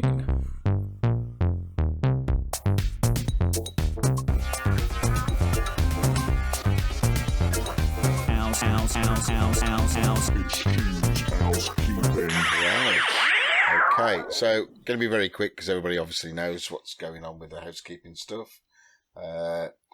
So obviously we got a Facebook page. Everybody gets us from there. Then we post loads of just rubbish on there all the time. All the YouTube stuff, what we're doing, loads of streaming and that. So the Destiny raid all on there as well, and the controversial by our own crew, the Destiny PvP challenge. There was nothing controversial about that. Move on. That's on there. But what I've done now on the YouTube channel, I've actually now created a dedicated Davies challenged. So then every month I'll put the stuff in there, so everything's all, you can find it easily and all that kind of stuff. So anyway, as I say, Twitter is just dead. Well, we don't care about Twitter. None of us we're too stupid to deal with Twitter, so we're not dealing with it. So email, please. No, okay, last month I swore at you and I didn't get one MP3. So this month, I'm asking you nicely, please send a voicemail of anything. I don't care. Just say hello or goodbye or whatever you want to say. It'd be nice, and then I can add it into the show, and you will get priority. Trust me, you will. And that's it. Oh, so the email address is yearofshame@gmail.com. The YouTube channel is Year of Shame Challenge, if you want to find that. We're also on Spotify and actually on YouTube as well, because I'll encode them onto YouTube, and what other MP3 services you want to use and whatever. So, and I believe that's all the housekeeping. So, just any other business? Over to you, Duane. No, I don't think there's any other business. I think we're all good. So, also, I'll just wrap it up then. I think I'll always echo. Thanks for listening, and please, please, please, in this current climate, stay safe. Absolutely. Please stay safe. I think that's the most important thing right now. Stay safe. Okay, keep gaming. That's right. Keep gaming. Definitely keep gaming, and please engage with us on the Facebook group. That's always good fun. I quite enjoy some of the banter that goes on in there. Right. So for now, this is us, and we will speak to you again in approximately 1 month. Unless something interesting happens, but it won't. But anyway, see you in 1 month. Bye, guys. Bye. Bye. See you all later. Bye. Bye.